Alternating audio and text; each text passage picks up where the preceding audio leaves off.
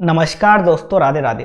तो अब अपन स्टार्ट करने जा रहे हैं एससीएमपी का जो चैप्टर 2 है, मॉडर्न बिजनेस एनवायरनमेंट। इस चैप्टर का डिटेल में रिवीजन।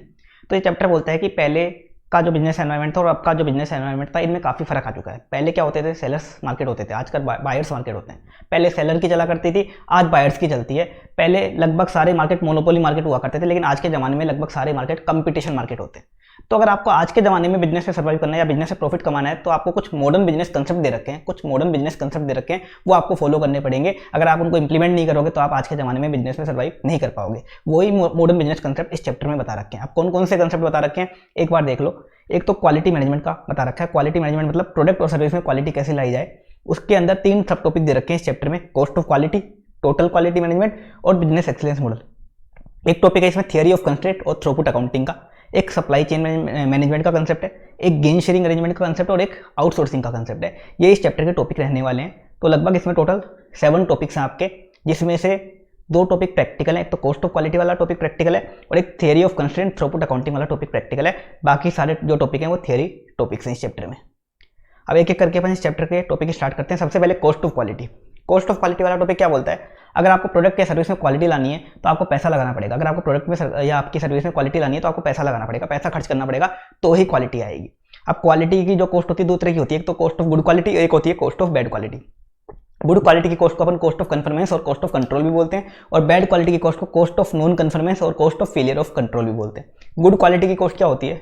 प्रोडक्ट और सर्विस में क्वालिटी लाने के लिए जो कॉस्ट इनकर्ड की जाती है वो होती है cost of good quality. Product और सर्विस में क्वालिटी लाने के लिए जो कॉस्ट इनकर्ड की जाती है वो होती है cost of good quality. Bad quality की कॉस्ट क्या होती है? आपने गुड क्वालिटी पे पैसा खर्च नहीं किया, तो क्वालिटी फेलियर्स के कारण जो कॉस्ट इनकर्ड हुई आपकी, क्वालिटी फेलियर्स या खराब क्वालिटी के कारण जो कॉस्ट इनकर्ड हुई वो क्या होती है? Cost of bad quality. अगर आप गुड क्वालिटी पे ज़्यादा पैसा खर्च करोगे, आपकी बैड क्वालिटी की कॉस्ट अपने आप कम हो जाएगी। अगर आपने गुड क्वालिटी पे पैसा ज़्यादा खर्च किया, बैड क्वालिटी की कॉस्ट कम आएगी। लेकिन आपने अगर गुड क्वालिटी पे कम पैसा खर्च किया तो बैड क्वालिटी की कॉस्ट ज़्यादा आएगी। इन दोनों में क्या होता है? हमेशा इनवर्स रिलेशनशिप होता है। अब आगे बता रखा है, जो गुड क्वालिटी की कॉस्ट होती है 2 तरह की होती है। एक होती है प्रिवेंशन और एक होती है अप्रेजल कॉस्ट। और बैड क्वालिटी की कॉस्ट भी 2 तरह की होती है। एक होती है इंटरनल फेलियर और एक होती है एक्सटर्नल फेलियर कॉस्ट। अब प्रिवेंशन, अप्रेजल, इंटरनल फेलियर और एक्सटर्नल फेलियर कॉस्ट क्या क्या होती है वो अपन समझते हैं। सबसे पहले प्रिवेंशन कॉस्ट। प्रोडक्शन स्टार्ट होने से पहले, अभी आपका प्रोडक्शन स्टार्ट ही नहीं हुआ, उससे पहले ही आपने क्वालिटी लाने के लिए जो पैसा लगाया, प्रोडक्शन स्टार्ट होने से पहले क्वालिटी लाने के लिए आपने जो पैसा लगाया या जो पैसा खर्च किया वो क्या होती है? Prevention cost. मतलब प्रोडक्शन अभी स्टार्ट भी नहीं हुआ आपका, अभी प्रोडक्शन स्टार्ट भी नहीं हुआ, उससे पहले ही आपने क्वालिटी लाने के लिए जो कॉस्ट इनकर्ड करी, प्रोडक्शन स्टार्ट होने से पहले वो होती है प्रिवेंशन कॉस्ट। अब प्रिवेंशन कॉस्ट के काफी सारे एग्जांपल अपन ने देखे थे। क्या क्या एग्जांपल है? Quality planning. आपने अभी प्रोडक्शन स्टार्ट नहीं किया, उसी से पहले क्या कर ली? एक प्लानिंग कर ली कि कैसे कैसे प्रोडक्शन करोगे, किस वे में प्रोडक्शन करोगे, कहाँ कौन कौन से पर्सन अपॉइंट वगैरह करोगे। तो उसकी प्लानिंग की जो कॉस्ट खर्च हुई आपकी, प्री प्लानिंग कॉस्ट जो खर्च हुई, वो क्या होती है? Prevention cost. क्वालिटी प्लानिंग बोलते हैं जिसको अपन। एक design quality review. Production start होने से पहले आपने एक बार प्रोडक्ट की डिजाइन का रिव्यू कर लिया और उसमें जो कॉस्ट खर्च हुई क्या होती है? वो प्रिवेंशन कॉस्ट। स्टाफ या क्वालिटी ट्रेनिंग, स्टाफ ट्रेनिंग बोल दो या क्वालिटी ट्रेनिंग बोल दो।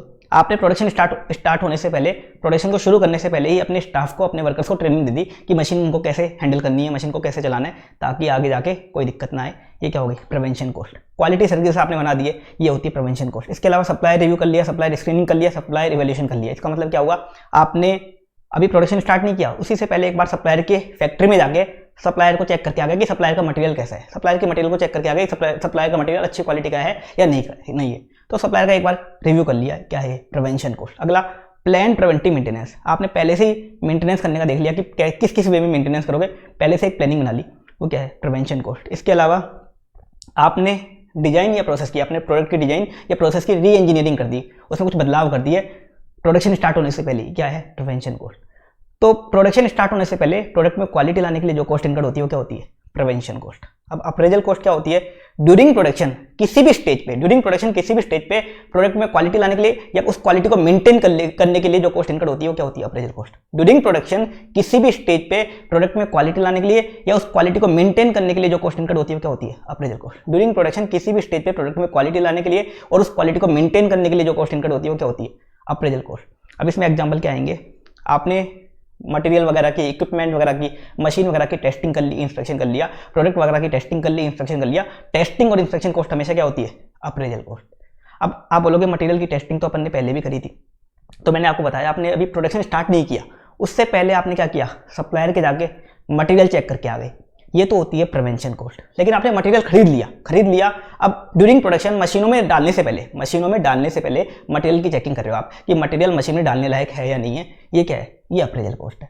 मतलब सप्लायर के जाके चेक करके आ गए, वो है प्रिवेंशन कॉस्ट। लेकिन आपने मटेरियल खरीद लिया, अब ड्यूरिंग प्रोडक्शन मशीनों में डालने से पहले आप चेक कर रहे हो, मटेरियल की टेस्टिंग कर रहे हो, वो क्या होती है, अप्रेजल कॉस्ट। इसके बाद आपने इक्विपमेंट की एक्यूरेसी चेक कर ली, ये क्या है, अप्रेजल कॉस्ट। प्रोसेस की टेस्टिंग कर ली, फील्ड टेस्टिंग कर ली, अप्रेजल कॉस्ट। आपने प्रोडक्ट एक्सेप्टेंस टेस्टिंग कर ली कि प्रोडक्ट आपका एक्सेप्ट होगा या नहीं होगा, ये क्या है, अप्रेजल कॉस्ट। प्रोसीजर का वेरिफिकेशन कर लिया, आपका जो प्रोसीजर है उसका पूरा वेरिफिकेशन कर लिया, क्या है, अप्रेजल कॉस्ट। और लास्ट है service of quality control consultant, ये भी अप्रेजल कॉस्ट होती है। आपने कोई क्वालिटी कंट्रोल कंसल्टेंट हायर कर रखा है, वो आपको ड्यूरिंग प्रोडक्शन क्वालिटी के लिए ज्ञान देता है या क्वालिटी चेक्स वगैरह बताता है, तो वो भी क्या है, अप्रेजल कॉस्ट। ये सब होती हैं अप्रेजल कॉस्ट।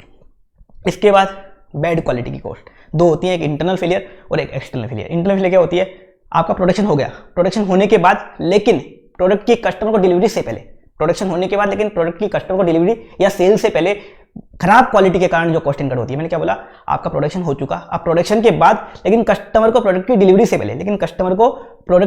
से पहले खराब क्वालिटी के कारण जो कॉस्ट इनकर्ड होती है वो क्या होती है, इंटरनल फेलियर कॉस्ट। अब इसके एग्जांपल में क्या आ जाएगा, कोई भी स्क्रैप होता है आपको या कोई भी वेस्टेज होता है, वो हमेशा क्या होती है, इंटरनल फेलियर कॉस्ट। मान लो आपको मटेरियल का वेस्टेज हुआ अगर आपको मटेरियल का वेस्टेज हुआ, वो भी क्या मानी जाएगी, इंटरनल फेलियर कॉस्ट। आप बोलोगे मटेरियल तो स्टार्टिंग में वेस्ट हो गया, ऐसा नहीं है, कोई भी स्क्रैप या कोई भी वेस्टेज होता है वो क्या होता है, इंटरनल फेलियर कॉस्ट, क्योंकि वो खराब क्वालिटी की कॉस्ट है।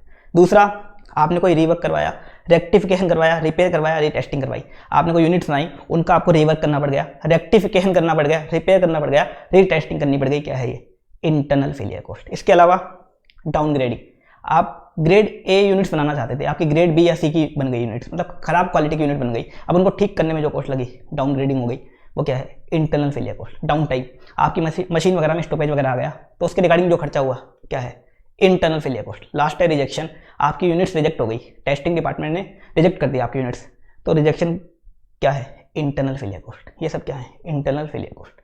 अब है एक्सटर्नल फेलियर कॉस्ट, ये क्या है, आपने प्रोडक्ट कस्टमर को डिलीवर कर दिया, प्रोडक्ट कस्टमर को डिलीवर करने के बाद खराब क्वालिटी के कारण जो कॉस्ट इनकर्ड होती है, प्रोडक्ट कस्टमर को डिलीवर करने के बाद खराब क्वालिटी के कारण जो कॉस्ट इनकर्ड होती है, वो क्या होती है, एक्सटर्नल फेलियर कॉस्ट। अब इसके एग्जांपल भी देख लो, आपने कस्टमर को प्रोडक्ट सेल कर दिया, अब कस्टमर ने आपको रिटर्न कर दिया वापस, क्योंकि खराब क्वालिटी का सेल किया था, कस्टमर ने आपको वापस रिटर्न कर दिया और आपसे पैसे ले गया वो, तो ये रिटर्न वाली कॉस्ट या रिप्लेसमेंट वाली कॉस्ट क्या होती है, एक्सटर्नल फेलियर कॉस्ट। रिटर्न वाली और रिप्लेसमेंट वाली कॉस्ट क्या होती है, एक्सटर्नल फेलियर कॉस्ट। सर्विसिंग की कॉस्ट, आपने कस्टमर को प्रोडक्ट सेल किया था, खराब क्वालिटी का था, वो सर्विस करवाने आया आपसे, फ्री में सर्विस करवा के लेके गया, तो सर्विसिंग की कॉस्ट क्या है, external failure cost. Warranty claims, warranty repairs, warranty claims और वारंटी रिपेयर्स, आपने कस्टमर को प्रोडक्ट वारंटी में सेल किया था, अब आपका प्रोडक्ट खराब क्वालिटी का था, अब वो वारंटी के अंदर आपसे क्लेम मांगने आ गया है, तो या वारंटी में रिपेयर करवाने आ गया, तो ये कॉस्ट क्या होगी, एक्सटर्नल फेलियर कॉस्ट। देखो वो रिपेयर की कॉस्ट दो होती है, आपका प्रोडक्ट बन गया लेकिन अभी आपने कस्टमर को डिलीवर नहीं करा, उससे पहले आपको उसमें डिफेक्ट पता चल गया, आपने उसको ठीक कर दिया, उस प्रोडक्ट को ठीक कर दिया, वो तो होता है रिपेयर, इंटरनल फेलियर कॉस्ट। लेकिन आपने प्रोडक्ट कस्टमर को सेल कर दिया, खराब प्रोडक्ट की कस्टमर को सेल कर दिया और वारंटी में सेल किया, अब कस्टमर बाद में आपसे रिपेयर करवाने आया, वो कौन सी होती है, एक्सटर्नल फेलियर कॉस्ट। इसके बाद बता रखा है customer complaint centre cost, customer की कंप्लेंट्स को हैंडल करने के लिए आपने सेंटर खोल रखा है, उसकी कॉस्ट क्या होगी, एक्सटर्नल फेलियर कॉस्ट। इसके अलावा सपोर्ट सेंटर कॉस्ट, कस्टमर को सर्विस देने के लिए, आफ्टर सेल सर्विस देने के लिए सपोर्ट सेंटर खोल रखे हैं, उनकी कॉस्ट क्या होगी, एक्सटर्नल फेलियर कॉस्ट। इसके अलावा लिटिगेशन कॉस्ट, आपने खराब क्वालिटी का प्रोडक्ट कस्टमर को बेचा, उसने आपके ऊपर केस कर दिया, तो ये लिटिगेशन वगैरह की कॉस्ट क्या होगी, external failure cost. Product liability insurance, product liability insurance क्या होता है कि अगर मान लो फ्यूचर में कस्टमर आपके ऊपर केस करता है, तो उस केस के अगेंस्ट में जो भी लिटिगेशन कॉस्ट वगैरह आएंगी, उसके रिगार्डिंग जो इंश्योरेंस होता है वो होता है प्रोडक्ट लायबिलिटी इंश्योरेंस, ये भी क्या होगी, एक्सटर्नल फेलियर कॉस्ट। इसके बाद रिकॉल्स क्या होते हैं, आपने मान लो एक प्रोडक्ट बेच दिया था कस्टमर को, एक मोबाइल कंपनी ने 500 यूनिट मोबाइल की सेल कर दी थी कस्टमर्स को, कंपनी को पता चला उसकी मोबाइल की बैटरी खराब है और कभी भी ब्लास्ट हो सकती है, कंपनी ने क्या किया, वो 500 यूनिट कस्टमर से रिकॉल करवा ली, मतलब वापस मंगवा ली, और कस्टमर को या तो रिफंड दे दिया या नई यूनिट दे दी, ये क्या है, रिकॉल। आफ्टर डिलीवरी हो रही है, कस्टमर को डिलीवरी कर चुके हो आप ऑलरेडी, तो क्या है ये, एक्सटर्नल फेलियर कॉस्ट। और लास्ट है कंट्रीब्यूशन लॉस। कंट्रीब्यूशन लॉस क्या है, अगर आप खराब क्वालिटी का प्रोडक्ट कस्टमर को बेचोगे, कस्टमर आपसे दुखी हो जाएगा, कस्टमर आपसे नाराज हो जाएगा, आपकी रेपुटेशन खराब होगी। आज के ज़माने में वैसे ही कस्टमर के पास काफ़ी सारे ऑप्शन अवेलेबल है, वो किसी और के पास चला जाएगा, किसी और के पास चला गया तो आपको क्या होगा, कंट्रीब्यूशन का नुकसान होगा, रेवेन्यू का लॉस होगा, कंट्रीब्यूशन का लॉस होगा, ये भी क्या होती है, एक्सटर्नल फेलियर कॉस्ट। इसमें बाकी सारी कॉस्ट रियल कॉस्ट है, कंट्रीब्यूशन लॉस जो है वो अपॉर्चुनिटी कॉस्ट है। वो क्या है? Opportunity cost. क्योंकि कस्टमर आपसे दुखी हुआ, कस्टमर के पास आज के ज़माने में काफ़ी सारे ऑप्शन अवेलेबल है, आपके काफ़ी सारे कंपटीटर है, कस्टमर कहीं और से माल खरीदेगा, कहीं और से गुड्स खरीदेगा, तो आपको कंट्रीब्यूशन का जो लॉस हुआ वो क्या है? External affiliate cost. अब ये एग्जांपल आपको टोटल याद करने हैं, ये टोटल एग्जांपल इंस्टीट्यूट के मॉड्यूल में दे रखे हैं या इंस्टीट्यूट ने जो क्वेश्चन में यूज़ करें, टोटल एग्जांपल मैंने यहाँ कवर करवा दिए। अगर आप ये याद कर लोगे तो इसका जो क्लासिफिकेशन वाला क्वेश्चन आता है, या आपको एक टेबल बनानी पड़ती है, स्टेटमेंट बनाना पड़ता है, जिसमें आपको प्रिवेंशन कॉस्ट का टोटल, अप्रेजल का, इंटरनल फेलियर का और एक्सटर्नल फेलियर कॉस्ट का टोटल निकालना होता है, वो आपका बिल्कुल ठीक हो जाएगा। बाकी इनके अलावा भी काफ़ी सारे एग्जाम्पल हो सकते हैं, लेकिन ये इंस्टीट्यूट के एग्जाम्पल हैं। इसके अलावा अगर कोई नया एग्जाम्पल आ जाए तो कैसे आइडेंटिफाई करोगे? तो इसका तरीका देखो क्या है। अगर मान लो किसी के हाथ आपको क्वालिटी वर्ड दिख जाए या रिव्यू वर्ड दिख जाए, क्या क्वालिटी वर्ड दिख जाए या रिव्यू वर्ड दिख जाए, वो 99% क्या होती है? 99% प्रिवेंशन कॉस्ट होती है। 99% क्या होती है? प्रिवेंशन कॉस्ट होती है। ऐसे ही टेस्टिंग और इंस्पेक्शन की कॉस्ट हमेशा क्या होती है? टेस्टिंग या इंस्पेक्शन। किसी के साथ आपको क्या दिख जाए? टेस्टिंग या इंस्पेक्शन वर्ड, टेस्टिंग या इंस्पेक्शन वर्ड दिख जाए तो वो लगभग हमेशा क्या होती है? Appraisal cost. हमेशा ऐसा मान लो अप्रेजल कॉस्ट होती है। इसके अलावा किसी वर्ड के साथ आपको री दिख जाए, री, तो वो भी 99% क्या होती है? इंटरनल फेलियर होती है। ऐसा नहीं बोल रहा 100%, लेकिन 99% क्या होती है? इंटरनल फेलियर होती है। देखो ऐसे तो रिटर्न के साथ भी री है, ये क्या होगी? एक्सटर्नल फेलियर है। वारंटी रिपेयर के साथ भी री है, वारंटी रिपेयर मतलब बाद में कस्टमर रिपेयर करवाने आया आपसे, लेकिन ये क्या है? एक्सटर्नल फेलियर है। रिव्यू में भी री है, तो ऐसा नहीं है कि 100% होगी, लेकिन ऐसा मान लेना 99% क्या होती है? वो इंटरनल फेलियर कॉस्ट होती है। इस अकॉर्डिंग आप आइडेंटिफाई कर सकते हो। बाकी आइडेंटिफाई करने के लिए आप इसकी डेफिनेशन भी याद कर सकते हो। दूसरा, ये एग्जाम्पल याद रख लोगे तो कभी आइडेंटिफाई करने में कोई दिक्कत ही नहीं होगी। इस एग्जाम्पल में टोटल कवर है। तो मैंने क्या बोला? कॉस्ट ऑफ क्वालिटी में प्रोडक्ट और सर्विस में क्वालिटी लाने के लिए आपको पैसा खर्च करना पड़ेगा। पैसा खर्च करोगे तो ही क्वालिटी आएगी। दो तरह की कॉस्ट होती है, गुड क्वालिटी, बैड क्वालिटी। अगर प्रोडक्ट और सर्विस में क्वालिटी लाने के लिए जो पैसा लगाते हो आप, क्वालिटी लाने के लिए जो पैसा लगाते हो वो होता है कॉस्ट ऑफ गुड क्वालिटी। अगर आप क्वालिटी में पैसा नहीं लगा पाए तो क्वालिटी के फेलियर के कारण जो कॉस्ट इंक्रेड होती है वो बैड क्वालिटी की कॉस्ट होती है। 4 कैटेगरी में इन सब कॉस्ट को बांट रखा है। प्रिवेंशन, अप्रेजल, ये गुड क्वालिटी की कॉस्ट है। इंटरनल फेलियर और एक्सटर्नल फेलियर ये बैड क्वालिटी की कॉस्ट है। प्रिवेंशन कॉस्ट बिफोर प्रोडक्शन लगती है क्वालिटी लाने के लिए। अप्रेजल कॉस्ट ड्यूरिंग प्रोडक्शन लगती है क्वालिटी लाने के लिए और क्वालिटी को मेंटेन करने के लिए। Internal failure cost after production but before delivery लगती है क्वालिटी की खराबी के कारण या खराब क्वालिटी के कारण। और external failure cost after delivery लगती है खराब क्वालिटी के कारण। ये इनके एग्जाम्पल हो गए। अब इसमें एक कंसेप्ट था optimal cost of quality. Optimal cost of quality क्या होती है? जहां पे इन चारों कॉस्ट का टोटल मिनिमम होता है, मतलब गुड क्वालिटी की कॉस्ट प्लस बैड क्वालिटी की कॉस्ट का टोटल मिनिमम आता है, वो होती है ऑप्टिमल कॉस्ट ऑफ क्वालिटी। वो होती है financially optimal cost of quality. जहां इन चारों कॉस्ट का total, prevention, appraisal, internal failure और एक्सटर्नल फेलियर का टोटल मिनिमम आता है, वो ऑप्टिमल कॉस्ट ऑफ क्वालिटी बोलते हैं उसको। लेकिन अगर नॉन फाइनेंशियली देखा जाए, नॉन फाइनेंशियल पर्सपेक्टिव के अकॉर्डिंग देखा जाए, तो बेटर ऑप्शन वो होता है जहां पे बैड क्वालिटी या पुअर क्वालिटी की कॉस्ट का टोटल मिनिमम हो। मैंने क्या बोला? नॉन फाइनेंशियली देखा जाए तो बेस्ट क्या होता है? जहां पे पुअर क्वालिटी या बैड क्वालिटी की कॉस्ट का टोटल मिनिमम हो। अगर आप पुअर क्वालिटी के कॉस्ट का टोटल या बैड क्वालिटी को मिनिमम कर देते हो तो उससे क्या होगा? फ्यूचर में आपके कस्टमर का सेटिस्फेक्शन बढ़ेगा और आपकी फ्यूचर में सेल्स बढ़ जाएगी। तो नॉन फाइनेंशियल क्या बेटर होता है long term point of view से? जहां पे पुअर क्वालिटी के कॉस्ट का टोटल मिनिमम आता है वो बेटर होता है। तो इसको मैंने एग्जाम्पल से भी समझाया। 3 ऑप्शन लिए मैंने। ऑप्शन 1 में इन चारों का total, prevention, appraisal, internal failure और एक्सटर्नल फेलियर का टोटल 10 लाख था। ऑप्शन 2 में 6 लाख और ऑप्शन 3 में 8,20,000। तो ऑप्टिमल CO2 क्या है? मतलब फाइनेंशियली बेटर, सबसे बेटर ऑप्शन क्या है? जहां इन चारों का टोटल मिनिमम है। चारों का टोटल देखो, ऑप्शन 2 में सबसे मिनिमम है 6 लाख का, तो ऑप्टिमल CO2 क्या है? ऑप्शन 2। लेकिन नॉन फाइनेंशियली बेटर क्या है? जहां पे बैड क्वालिटी की कॉस्ट का टोटल मिनिमम है। बैड क्वालिटी की कॉस्ट का टोटल देखो, ऑप्शन 3 में मिनिमम है 10,000 इंटरनल है और 10,000 एक्सटर्नल फेलियर है, मतलब ओनली 20,000 है। तो नॉन फाइनेंशियली क्या बेटर है? ऑप्शन 3। तो कभी भी ऐसे पूछे आपसे, कमेंट करवाए, तो दोनों आपको कमेंट करने हैं कि ऑप्टिमल कौन सा है, मतलब फाइनेंशियली कौन सा बेटर है और नॉन फाइनेंशियली कौन सा बेटर है, आपको दोनों कमेंट करके बताना है। इसके बाद मैंने बताया था नॉन कन्फर्मेंस कॉस्ट, मतलब पुअर क्वालिटी की कॉस्ट को कम करने के कुछ अदर तरीके भी दे रखे हैं आपको। एक तो क्या है, आप गुड क्वालिटी पे पैसा खर्च कर दो, गुड क्वालिटी को हाई कर दो, अपने आप पुअर क्वालिटी की कॉस्ट लो हो जाएगी। लेकिन कुछ अदर तरीके बता रखे, बिना पैसा खर्च करे भी आप क्या कर सकते हो, पुअर क्वालिटी की कॉस्ट को या नॉन कन्फर्मेंस कॉस्ट को कम कर सकते हो। 2 तरीके होते हैं, एक TQM होता है, वो तो अपन इसी चैप्टर में पढ़ेंगे, और एक TPM होता है, टोटल प्रोडक्टिव मेंटेनेंस, वो चैप्टर 3 में देखेंगे। एक TQM टोटल क्वालिटी मैनेजमेंट, एक total productive maintenance. Total quality management बोलता है अगर आपने कुछ बातें फॉलो कर ली, कुछ बातों को इंप्लीमेंट कर लिया, तो आप आपके प्रोडक्ट और सर्विस में अपने आप क्वालिटी आ जाएगी, आपको पैसा खर्च करने की रिक्वायरमेंट नहीं है। टीपीएम बोलता है आप मशीन्स का इस तरह से मेंटेनेंस करो ताकि मशीन्स के कारण जो खराबी होती है या जो डिफेक्ट्स होते हैं वो खत्म हो जाए, तो मशीन्स का मेंटेनेंस करना सिखाता है। तो ये दो चीज़ें ऐसी हैं जो बिना पैसा लगाए भी आप क्वालिटी लाने में आपकी हेल्प करती है, टीक्यूएम और टीपीएम। ये और बता रखा है, कभी कभी पूछ लेता है, तो टीक्यूएम और टीपीएम को आपको एक्सप्लेन करना होता है। दोनों अपन कवर करेंगे, टीक्यूएम इस चैप्टर में, टीपीएम नेक्स्ट चैप्टर में। अब इसमें क्वेश्चन कैसे आते हैं, कॉस्ट ऑफ क्वालिटी के अलग अलग तरह के क्वेश्चन आते हैं। एक में तो आपको क्वालिटी के काफ़ी सारे एग्जाम्पल दे रखे होते हैं क्वालिटी कॉस्ट के, उसमें से आपको क्या क्लासीफाई करना होता है कि प्रिवेंशन कौन सी है, अप्रेजल कौन सी है, इंटरनल फेलियर कौन सी है और एक्सटर्नल फेलियर कौन सी है। दूसरा, कभी कभी आपको क्वालिटी कॉस्ट का स्टेटमेंट बनाना होता है। स्टेटमेंट में क्या करना पड़ता है, प्रिवेंशन कॉस्ट का टोटल निकालना होता है, अप्रेजल का, इंटरनल फेलियर का और एक्सटर्नल फेलियर का, कॉस्ट को क्लासीफाई करके उन सबका टोटल निकालना होता है। कभी कभी आपको एनालाइज करने का क्वेश्चन आ जाता है कि प्रेजेंट सिचुएशन दे रखी होती है जिसमें आप क्वालिटी पे पैसा खर्च नहीं कर रहे, एक प्रपोज सिचुएशन दे रखी होती है जिसमें आप क्वालिटी पे पैसा लगा रहे हो, फिर आपको एनालाइज करना पड़ता है कौन सा आपके लिए बेटर है। तो इसमें कुछ एडजस्टमेंट वगैरह आते हैं जो अपने सारे क्वेश्चन क्लास में किए थे, आपको भी पता है। इसके बाद अगला टॉपिक देखते हैं अब टीक्यूएम, टोटल क्वालिटी मैनेजमेंट। इस चैप्टर का दूसरा टॉपिक टोटल क्वालिटी मैनेजमेंट।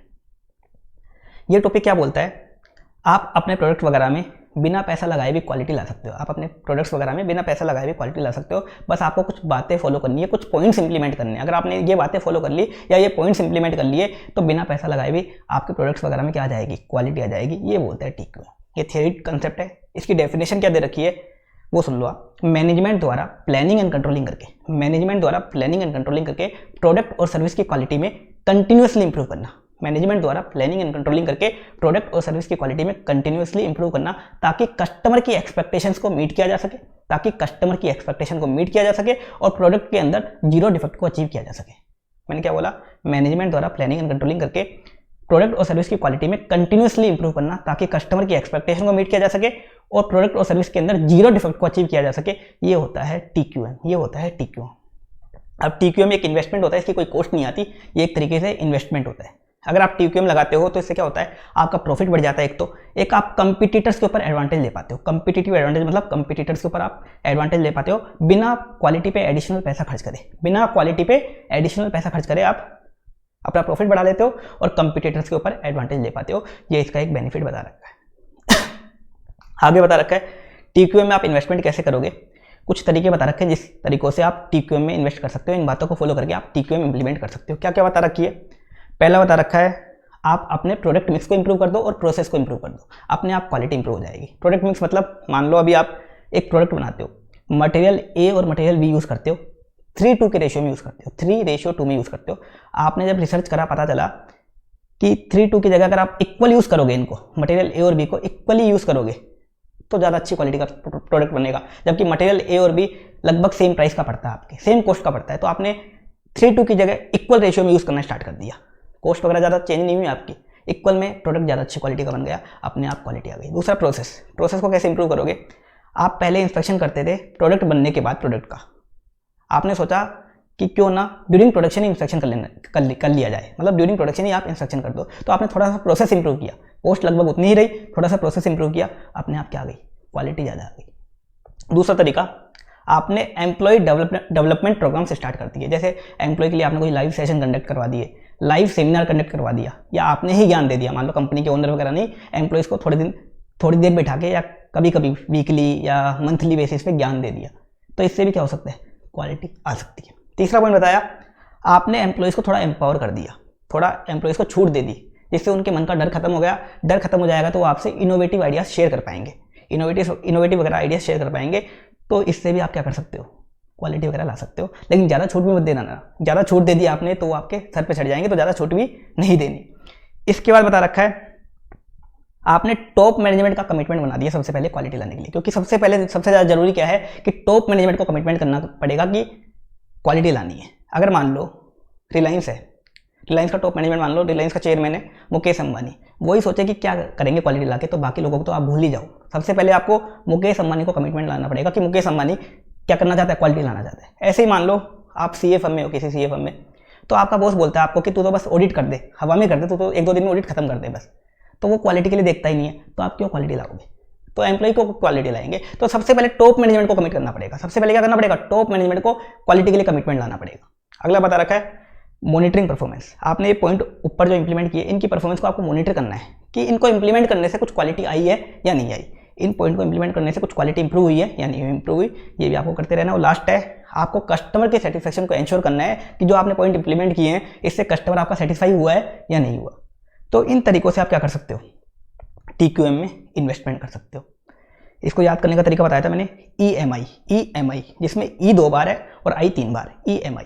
तो TQM में इन्वेस्टमेंट कैसे करते हो, कर सकते हो आप EMI करके। E for ensuring customer satisfaction, empowering employees, M for monitoring performance, I for improving product mix and process, I for introducing employee development programs, और again I for improving top management commitment to quality. ये था second point. अब इसका third point देखते हैं अपन। Third point क्या बोलता है, अगर आपको TQM इंप्लीमेंट करना है तो इसमें 6C दे रखे हैं, 6C दे रखे हैं, 6C। अगर आपने इन 6C को इंप्लीमेंट कर दिया तो अपने आप TQM इंप्लीमेंट हो जाएगा। अगर आपने इन 6C को फॉलो कर लिया तो अपने आप क्या हो जाएगा, TQM आपका इंप्लीमेंट हो जाएगा। अब ये 6C क्या दे रखे हैं, ये बोलते हैं कि अगर आपको किसी भी चीज़ में क्वालिटी लानी है, किसी भी चीज़ में, चाहे वो अच्छी चीज़ हो चाहे वो बुरी चीज़ हो, किसी भी चीज़ में अगर आपको क्वालिटी लानी है, आप ये 6C फॉलो कर लो, अपने आप क्वालिटी आ जाएगी। ये 6C फॉलो कर लो, अपने आप क्या आ जाएगी, क्वालिटी आ जाएगी। अब 6C क्या क्या है, 6C क्या क्या है, एक है कमिटमेंट, दूसरा कल्चर, तीसरा कंटिन्यूस इंप्रूवमेंट, चौथा कोऑपरेशन, पांचवा कस्टमर फोकस और अगला control. Commitment, culture, continuous improvement, cooperation, customer focus और कंट्रोल। अब इसको एक बार समझते हैं अपन, एक बार इसको समझते हैं अपन।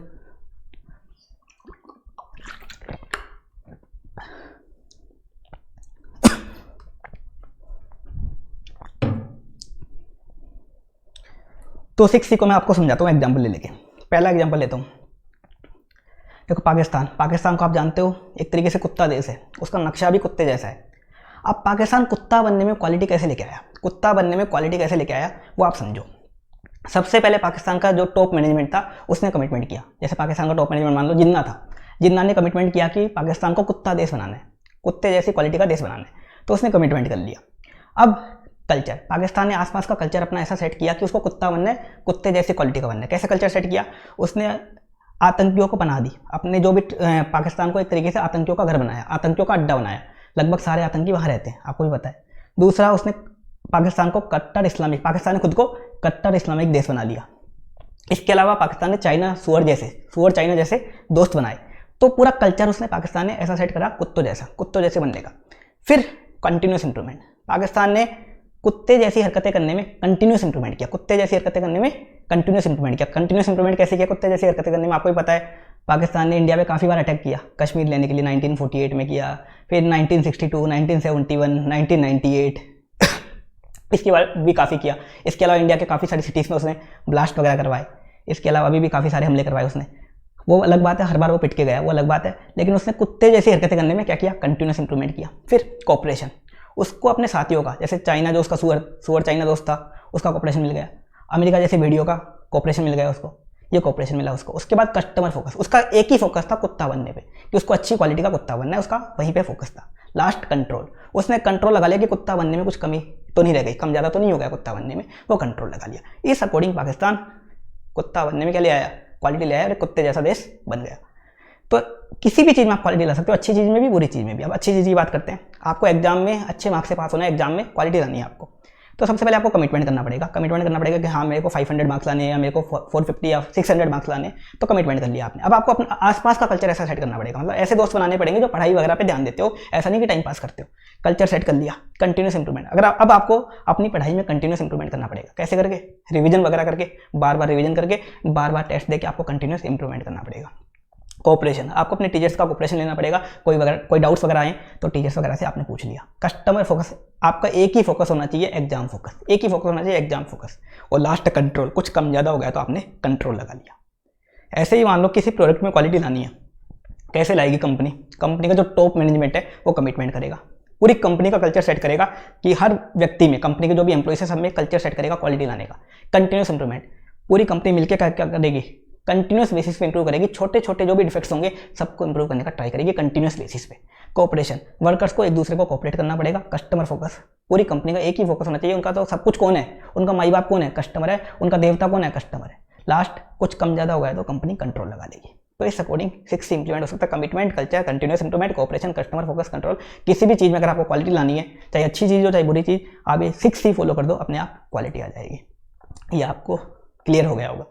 अब आते हैं अपन डेमिंग के 14 point for process improvement for achieving quality improvement. तो डेमिंग एक पर्सन है, वो बोलता था, वो क्या बोलता था कि प्रोडक्ट्स में जो डिफेक्ट्स आते हैं, मतलब प्रोडक्ट वगैरह में जो डिफेक्ट्स आते हैं, उसके जो रीजन होता है, मेन रीजन प्रोसेस और मैनेजमेंट होता है। मतलब 85% डिफेक्ट प्रोसेस और मैनेजमेंट के कारण आते हैं। मतलब कंपनी के प्रोसेस बेकार होता है या कंपनी का मैनेजमेंट बेकार होता है, उसके कारण 85% डिफेक्ट आते हैं। लेकिन एम्प्लॉइज के कारण ओनली 15% डिफेक्ट आते हैं। मतलब ये एम्प्लॉइज को सपोर्ट करता था, ये एम्प्लॉइज का फेवर लेता था। ये बोलता था जो प्रोडक्ट्स वगैरह आप बनाते हो उनमें डिफेक्ट्स आने का मेन कारण क्या है, आपके प्रोसेस और मैनेजमेंट।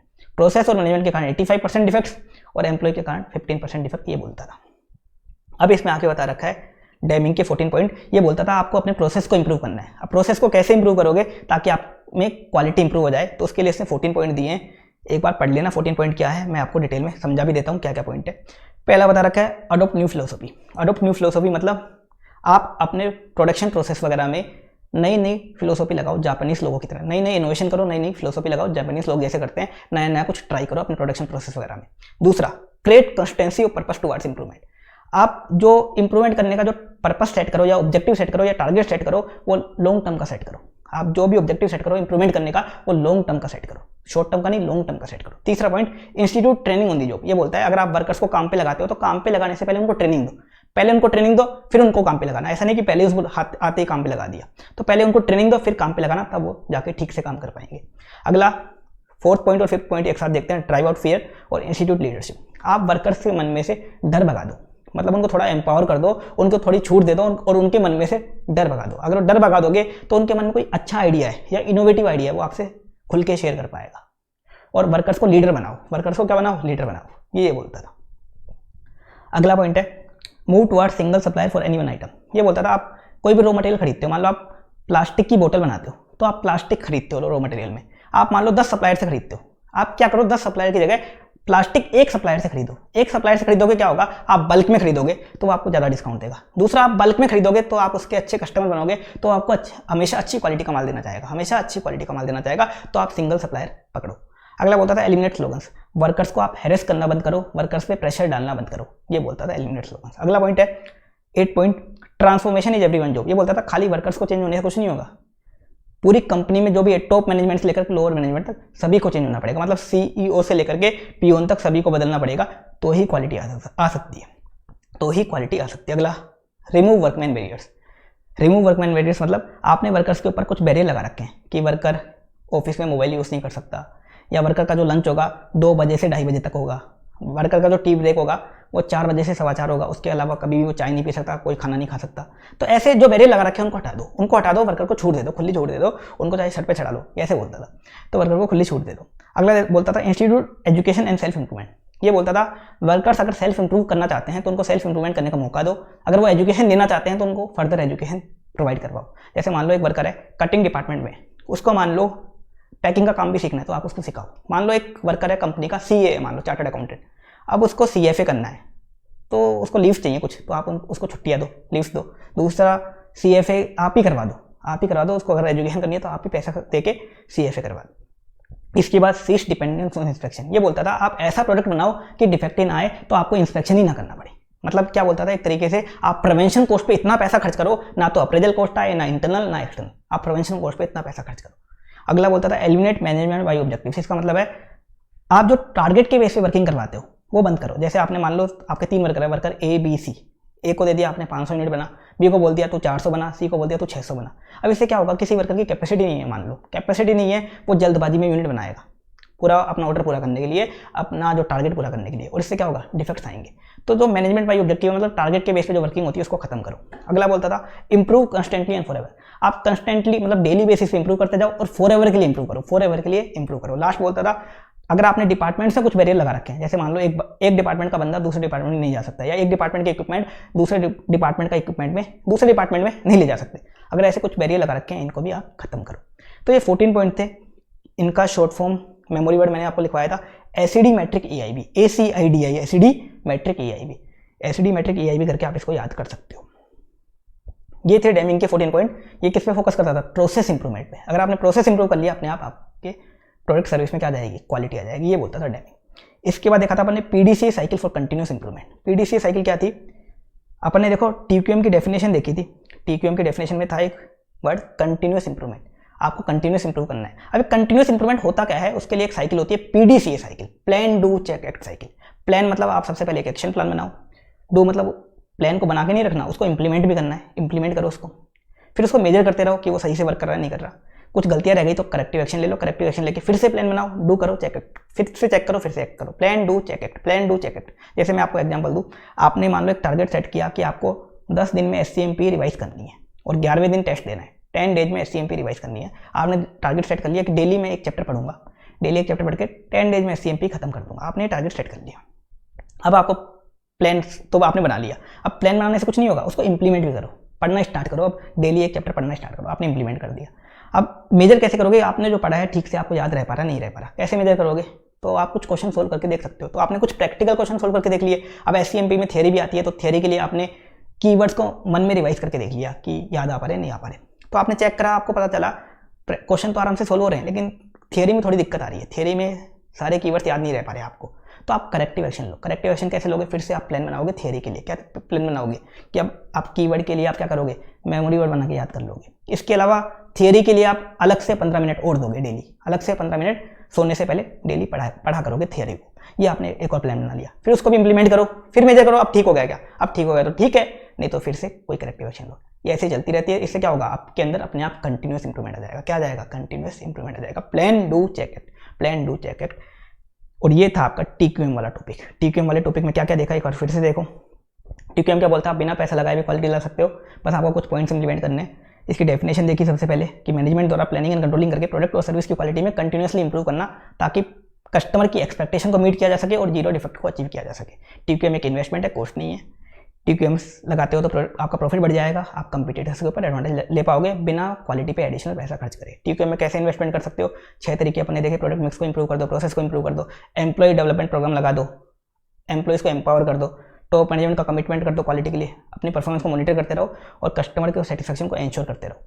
6C देखे अपने टीक्यूएम को समझने के लिए, commitment, culture, continuous improvement, cooperation, customer focus और कंट्रोल। फिर डेमिंग के 14 पॉइंट देखे, ज़्यादा काम के नहीं थे लेकिन आपके कोर्स में दे रखे हैं, क्या पता कभी भी क्वेश्चन आ जाए, तो एक बार जरूर देख लेना इनको भी। SED मेट्रिक EIB, ये डेमिंग के 14 पॉइंट थे। फिर PDCA साइकिल देखी, कंटिन्यूस इंप्रूवमेंट कैसे करोगे, प्लान डू चेक एक्ट करके। अब अपन ने आगे देखा था business excellence model. Business excellence model क्या बोलता है कि आज के ज़माने में टेक्नोलॉजी में काफ़ी जल्दी चेंज आ रहा है। देखो आज से कुछ साल पहले ऑनलाइन के बारे में कोई जानता ही नहीं था, लेकिन आज के ज़माने में लगभग सारी चीज़ें ही ऑनलाइन होने लग गई। लगभग सारी चीज़ें क्या होने लग गई, ऑनलाइन होने लग गई।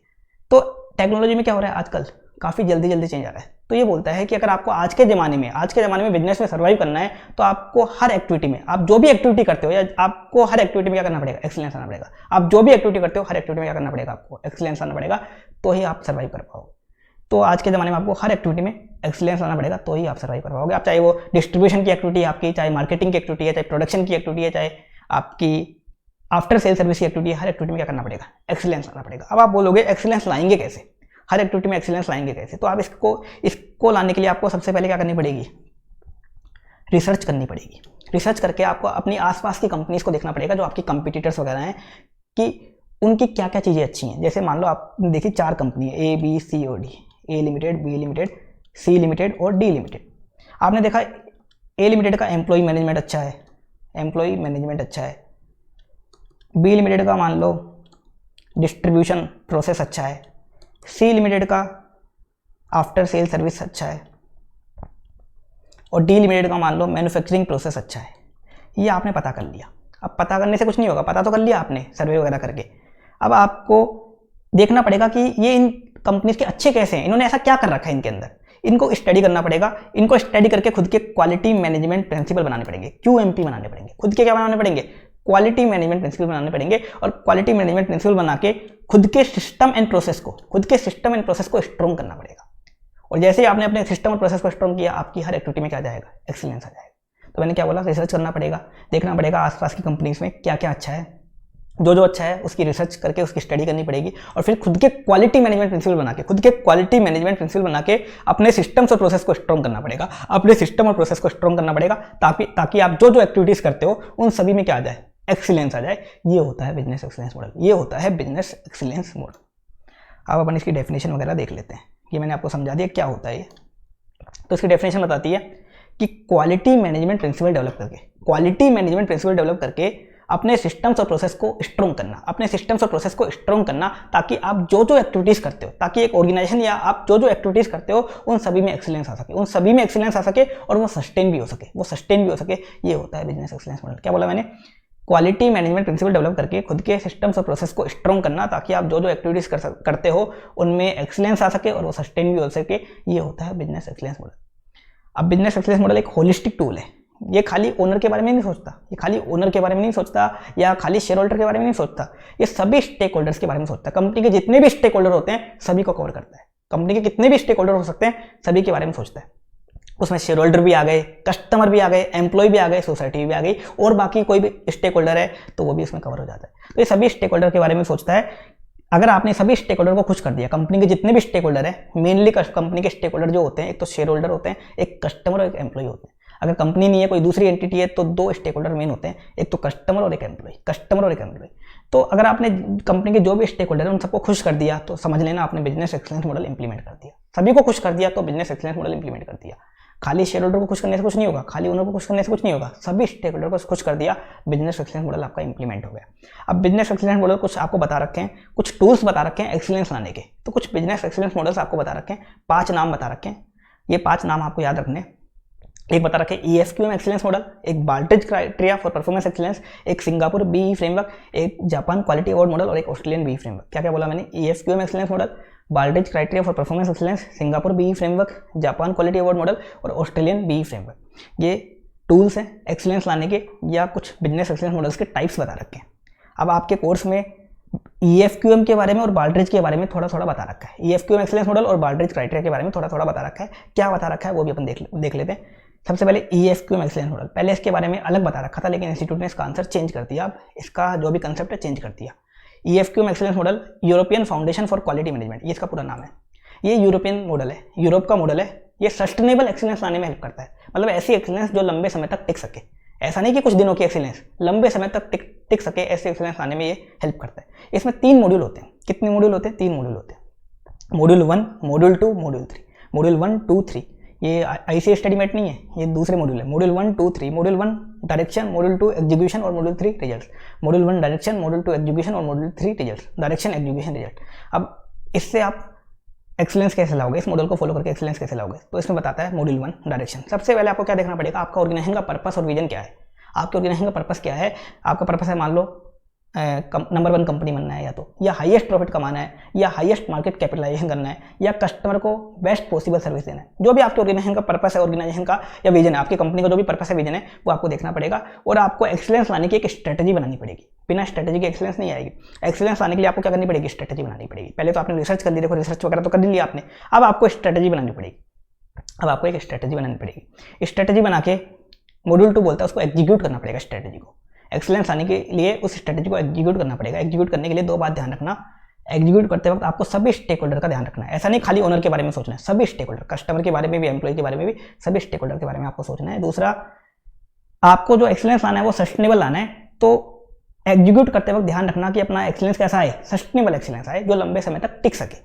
फिर तीसरा, रिजल्ट आएंगे। रिजल्ट कैसे आएंगे? शेयर होल्डर के अकॉर्डिंग रिजल्ट आएंगे। शेयर होल्डर नहीं, स्टेक होल्डर के अकॉर्डिंग रिजल्ट आएंगे। स्टेक होल्डर के अकॉर्डिंग रिजल्ट आएंगे कि जो स्टेक होल्डर है कंपनी के, वो सारे कंपनी से सेटिस्फाई हैं या नहीं। अगर सारे के सारे सेटिस्फाई हैं तो आपने बिजनेस एक्सीलेंस मॉडल ठीक से इंप्लीमेंट कर लिया। अगर उनमें से कोई भी दुखी है, मान लो एम्प्लॉय खुश नहीं है, बाकी लोग सेटिस्फाई हैं, तो अभी बिजनेस एक्सीलेंस मॉडल ठीक से इंप्लीमेंट नहीं हुआ। आपको क्या करना पड़ेगा? अगर कोई दुखी है तो आपको रडार करना पड़ेगा, रिजल्ट का एनालिसिस करना पड़ेगा। रिजल्ट का एनालिसिस करना पड़ेगा। रडार मतलब एक डायग्नोस्टिक टूल होता है जो रिजल्ट के एनालिसिस करने में आपकी हेल्प करेगा। जो दुख को, जो दुखी है, जो भी इंसान दुखी है, उसके दुख को दूर करने में हेल्प करेगा। कैसे हेल्प करेगा? आप चेक करोगे रिजल्ट में कि सारे खुश है नहीं है, जो भी दुखी है उसको पकड़ोगे तो आपने देखा कि एम्प्लॉयज दुखी हैं, तो ये देख लिया आपने। अब देखोगे आपने क्या अप्रोच फॉलो करी थी। EFQM मॉडल लगाते वक्त आपने एग्जीक्यूट करते वक्त क्या अप्रोच फॉलो करी थी, एग्जीक्यूशन करते वक्त क्या अप्रोच फॉलो करी थी। दूसरा, क्या क्या रिसोर्स लगाए थे, क्या क्या रिसोर्स डिप्लॉय करे थे। फिर असेस करोगे जो आपने अप्रोच फॉलो करी थी और जो रिसोर्स लगाए थे, जो अप्रोच फॉलो करी थी और जो रिसोर्स लगाए थे, उसमें कहाँ कमी रह गई, आपसे कहाँ कमी रह गई, वो कमी पकड़ोगे और उस कमी को रिफाइन करके दूर कर दोगे। कमी को रिफाइन करके दूर कर दोगे और सभी को खुश कर दोगे। ये होता है रडार वाला कंसेप्ट कि रिजल्ट आया, सभी खुश है तो ठीक है, आपने इंप्लीमेंट कर दिया। लेकिन कोई दुखी है तो उसका दुख कैसे दूर करोगे? रडार करके। पहले रिजल्ट देखोगे, कौन दुखी है, अप्रोच क्या फॉलो करी थी, क्या रिसोर्स लगाए थे, असेस करोगे कहाँ कमी रह गई और जो कमी रह गई उसको रिफाइन करके दूर कर दोगे। ये था EFQM एक्सीलेंस मॉडल। कैसे एक्सीलेंस लाओगे? 3 मॉड्यूल होते हैं इसमें, डायरेक्शन, एग्जीक्यूशन, रिजल्ट। पहले पर्पस देखोगे, विजन देखोगे, स्ट्रेटेजी बनाओगे एक्सीलेंस लाने की, स्ट्रेटेजी को एग्जीक्यूट करोगे, एग्जीक्यूट करते वक्त 2 बात ध्यान रखोगे, स्टेक होल्डर को एंगेज करना है और सस्टेनेबल एक्सीलेंस लाने का सोचना है। फिर स्टेक होल्डर के परसेप्शन के अकॉर्डिंग रिजल्ट आएंगे, स्टेक होल्डर के अकॉर्डिंग रिजल्ट आएंगे, फिर एडा करके आप देख लोगे। अगला है बाल्ड्रिज क्राइटेरिया फॉर परफॉर्मेंस एक्सीलेंस। ये एक फालतू मॉडल है, बिजनेस एक्सीलेंस मॉडल, बिल्कुल काम का नहीं है, लेकिन दे रखा था जितना उतना मैंने आपको यहाँ लिख रखा है। मैं समझा देता हूँ क्या है। बाल्ड्रिज क्राइटेरिया अगर आप लगाते हो, ये मॉडल फॉलो करते हो, तो इसमें 7 कैटेगरीज में ये मॉडल चलता है। इसमें आप एक्सीलेंस कैसे लाओगे? सबसे पहले आपको लीडरशिप क्रिएट करनी पड़ेगी, जो पूरे ऑर्गेनाइजेशन को एक पर्सन लीड करेगा। तो कौन करेगा? एक तरीके से कंपनी का CEO करेगा या कंपनी का चेयरमैन करेगा। फिर आपको एक स्ट्रेटजी बनानी पड़ेगी, एक्सीलेंस लाने की स्ट्रेटजी बनानी पड़ेगी। आपको कस्टमर्स के बारे में सोचना है। सबसे पहले ये बोलता है कस्टमर के बारे में आप सोचो, क्योंकि आज के ज़माने में कस्टमर को खुश करना जरूरी है। दूसरा, आप मेजरमेंट और एनालिसिस करो, आपकी कौन कौन सी एक्टिविटीज़ वीक हैं, कहाँ कहाँ आपकी दिक्कतें हैं, उनको आप मेजरमेंट करो, एनालिसिस करो, कहाँ कहाँ आपको एक्सीलेंस लाना है। वर्कफोर्स, फिर आप वर्कफोर्स के बारे में सोचो, आप अपने एम्प्लॉयज़ के बारे में सोचो, वो सबसे बड़े एसेट होते हैं। किसी भी कंपनी के सबसे बड़े एसेट कौन होते हैं? वर्कफोर्स। उसके बाद आप अपने ऑपरेशंस जो करो, ये सब चीज़ें सोच के आप अपने ऑपरेशंस करो, अपने आप आपके रिजल्ट आ जाएंगे, अपने आप एक्सीलेंस आ जाएगी। ये बोलता है बिल्कुल फालतू मॉड्यूल है, ये बिल्कुल फालतू मॉडल है ये। तो इसका मैंने कोई शॉर्ट फॉर्म वगैरह आपको मेमोरी वर्ड नहीं लिखवाया, नहीं भी करोगे तो भी चलेगा। अब आगे आ जाओ आप, theory of constraint throughput accounting. Theory of constraint throughput accounting ये और समझ लेते हैं ये क्या है। ये कंसेप्ट काफ़ी ज़्यादा इंपॉर्टेंट है, theory of constraint throughput accounting का। तो ये क्या बोलता है कंसेप्ट? बोटलनेक को मैनेज करके रिमूव करना ताकि आपके प्रॉफिट को मैक्सिमाइज किया जा सके, उस प्रिंसिपल को अपन क्या बोलते हैं? थियरी ऑफ कंस्ट्रेंट या थ्रूपुट अकाउंटिंग। बोटलनेक को मैनेज करके रिमूव करना, बोटलनेक को मैनेज करके रिमूव करना ताकि आपके प्रॉफिट को मैक्सिमाइज किया जा सके, इस प्रिंसिपल को बोलते हैं अपन थियरी ऑफ कंस्ट्रेंट या थ्रूपुट अकाउंटिंग। अब आप बोलोगे बोटलनेक क्या होता है? बोटलनेक मतलब कोई भी रिसोर्स जिसकी आपके बिजनेस में शॉर्टेज है, जिसकी आपके बिजनेस में क्या है? शॉर्टेज है, वो बन जाता है बोटलनेक। जैसे मान लो आप अपना बिजनेस करते हो, प्लास्टिक बोतल वगैरह कुछ भी बनाते हो, तो एक मशीन है, मशीन ए, ये आपको चाहिए होती है। इसकी रिक्वायरमेंट आपको दे रखी है 500 हर्ट्स आपको चाहिए होते हैं, जबकि इसके अवेलेबल हर्ट्स हैं आपके पास मान लो 200 हर्ट्स। तो मशीन ए क्या हो गई? बोटलनेक। जिस रिसोर्स की शॉर्टेज होती है वो क्या होता है? बोटलनेक। रिक्वायरमेंट 500 हर्ट्स की है, अवेलेबल 200 हर्ट्स है। रिक्वायरमेंट 500 हर्ट्स की है, अवेलेबल 200 हर्ट्स है, तो मशीन ए क्या हो गई? बोटलनेक हो गई, बोटलनेक हो गई। अगर मान लो बिजनेस में मल्टीपल रिसोर्स की शॉर्टेज है, मान लो 2-3 मशीन की शॉर्टेज है, तो क्या होगा? तो जिस रिसोर्स की शॉर्टेज सबसे ज़्यादा है, जिस रिसोर्स की शॉर्टेज सबसे ज़्यादा है, वो बनता है बोटलनेक। अगर एक ही रिसोर्स की शॉर्टेज है, या क्वेश्चन में एक ही रिसोर्स दे रखा है और उसकी शॉर्टेज दे रखी है, तो वो बोटलनेक हो गया। लेकिन मल्टीपल रिसोर्स दे रखे हैं, मल्टीपल रिसोर्स में भी मान लो मल्टीपल रिसोर्स की शॉर्टेज है, तो जिस रिसोर्स की शॉर्टेज सबसे ज़्यादा है वो होता है बोटलनेक। अब उसका भी एग्जाम्पल समझ लेते हैं कि बोटलनेक क्या होता है। तो एक कंपनी है ABC लिमिटेड, 3 प्रोडक्ट बनाती है, मान लो 3 मशीन यूज करती है, मशीन P, Q और R। तीनों की आपको रिक्वायरमेंट दे रखी है, रिक्वायरमेंट 600 आवर्स, P की 200 आवर्स और R की 400 आवर्स। अब मान लो आपको अवेलेबिलिटी बता रखी है, P की बता रखी है, मान लो मैं चेंज करता हूँ एक बार, ये बता रखी है मान लो 700 और ये बता रखी है 800। तो P की रिक्वायरमेंट बता दी, अवेलेबिलिटी बता दी, आपको Q की भी बता दी और R की बता दी। अब देखो PQR, एक बार ये मत देखना, खाली इतना देखो रिक्वायरमेंट अवेलेबिलिटी। बताओ इनमें से बोटलनेक क्या होगा? P होगा, Q होगा, R होगा?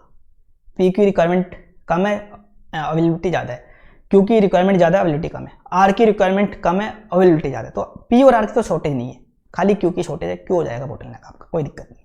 लेकिन ऐसा नहीं हो गया, ऐसा हो मान लो ये 300 आवर्स है और ये आपका 100 आवर्स है, मतलब तीनों मशीन PQR तीनों की रिक्वायरमेंट ज़्यादा है, अवेलेबिलिटी कम है, मतलब मल्टीपल रिसोर्स की शॉर्टेज है। अब क्या करोगे? सिंगल रिसोर्स की शॉर्टेज है, कोई दिक्कत नहीं, वही बोटलनेक है। एक ही रिसोर्स यूज़ करते हो तो हमेशा उसकी शॉर्टेज होगी, क्वेश्चन देगा तो पूछेगा तो शॉर्टेज करेगा उसकी, तो वो बोटलनेक है, कोई दिक्कत नहीं। लेकिन मल्टीपल रिसोर्स की शॉर्टेज है, अब 3 मशीनों की शॉर्टेज है, तो बोटलनेक क्या होगा? जिस रिसोर्स की शॉर्टेज सबसे ज़्यादा है वो बोटलनेक होगा, जिस रिसोर्स की शॉर्टेज सबसे ज़्यादा है वो बोटलनेक होगा।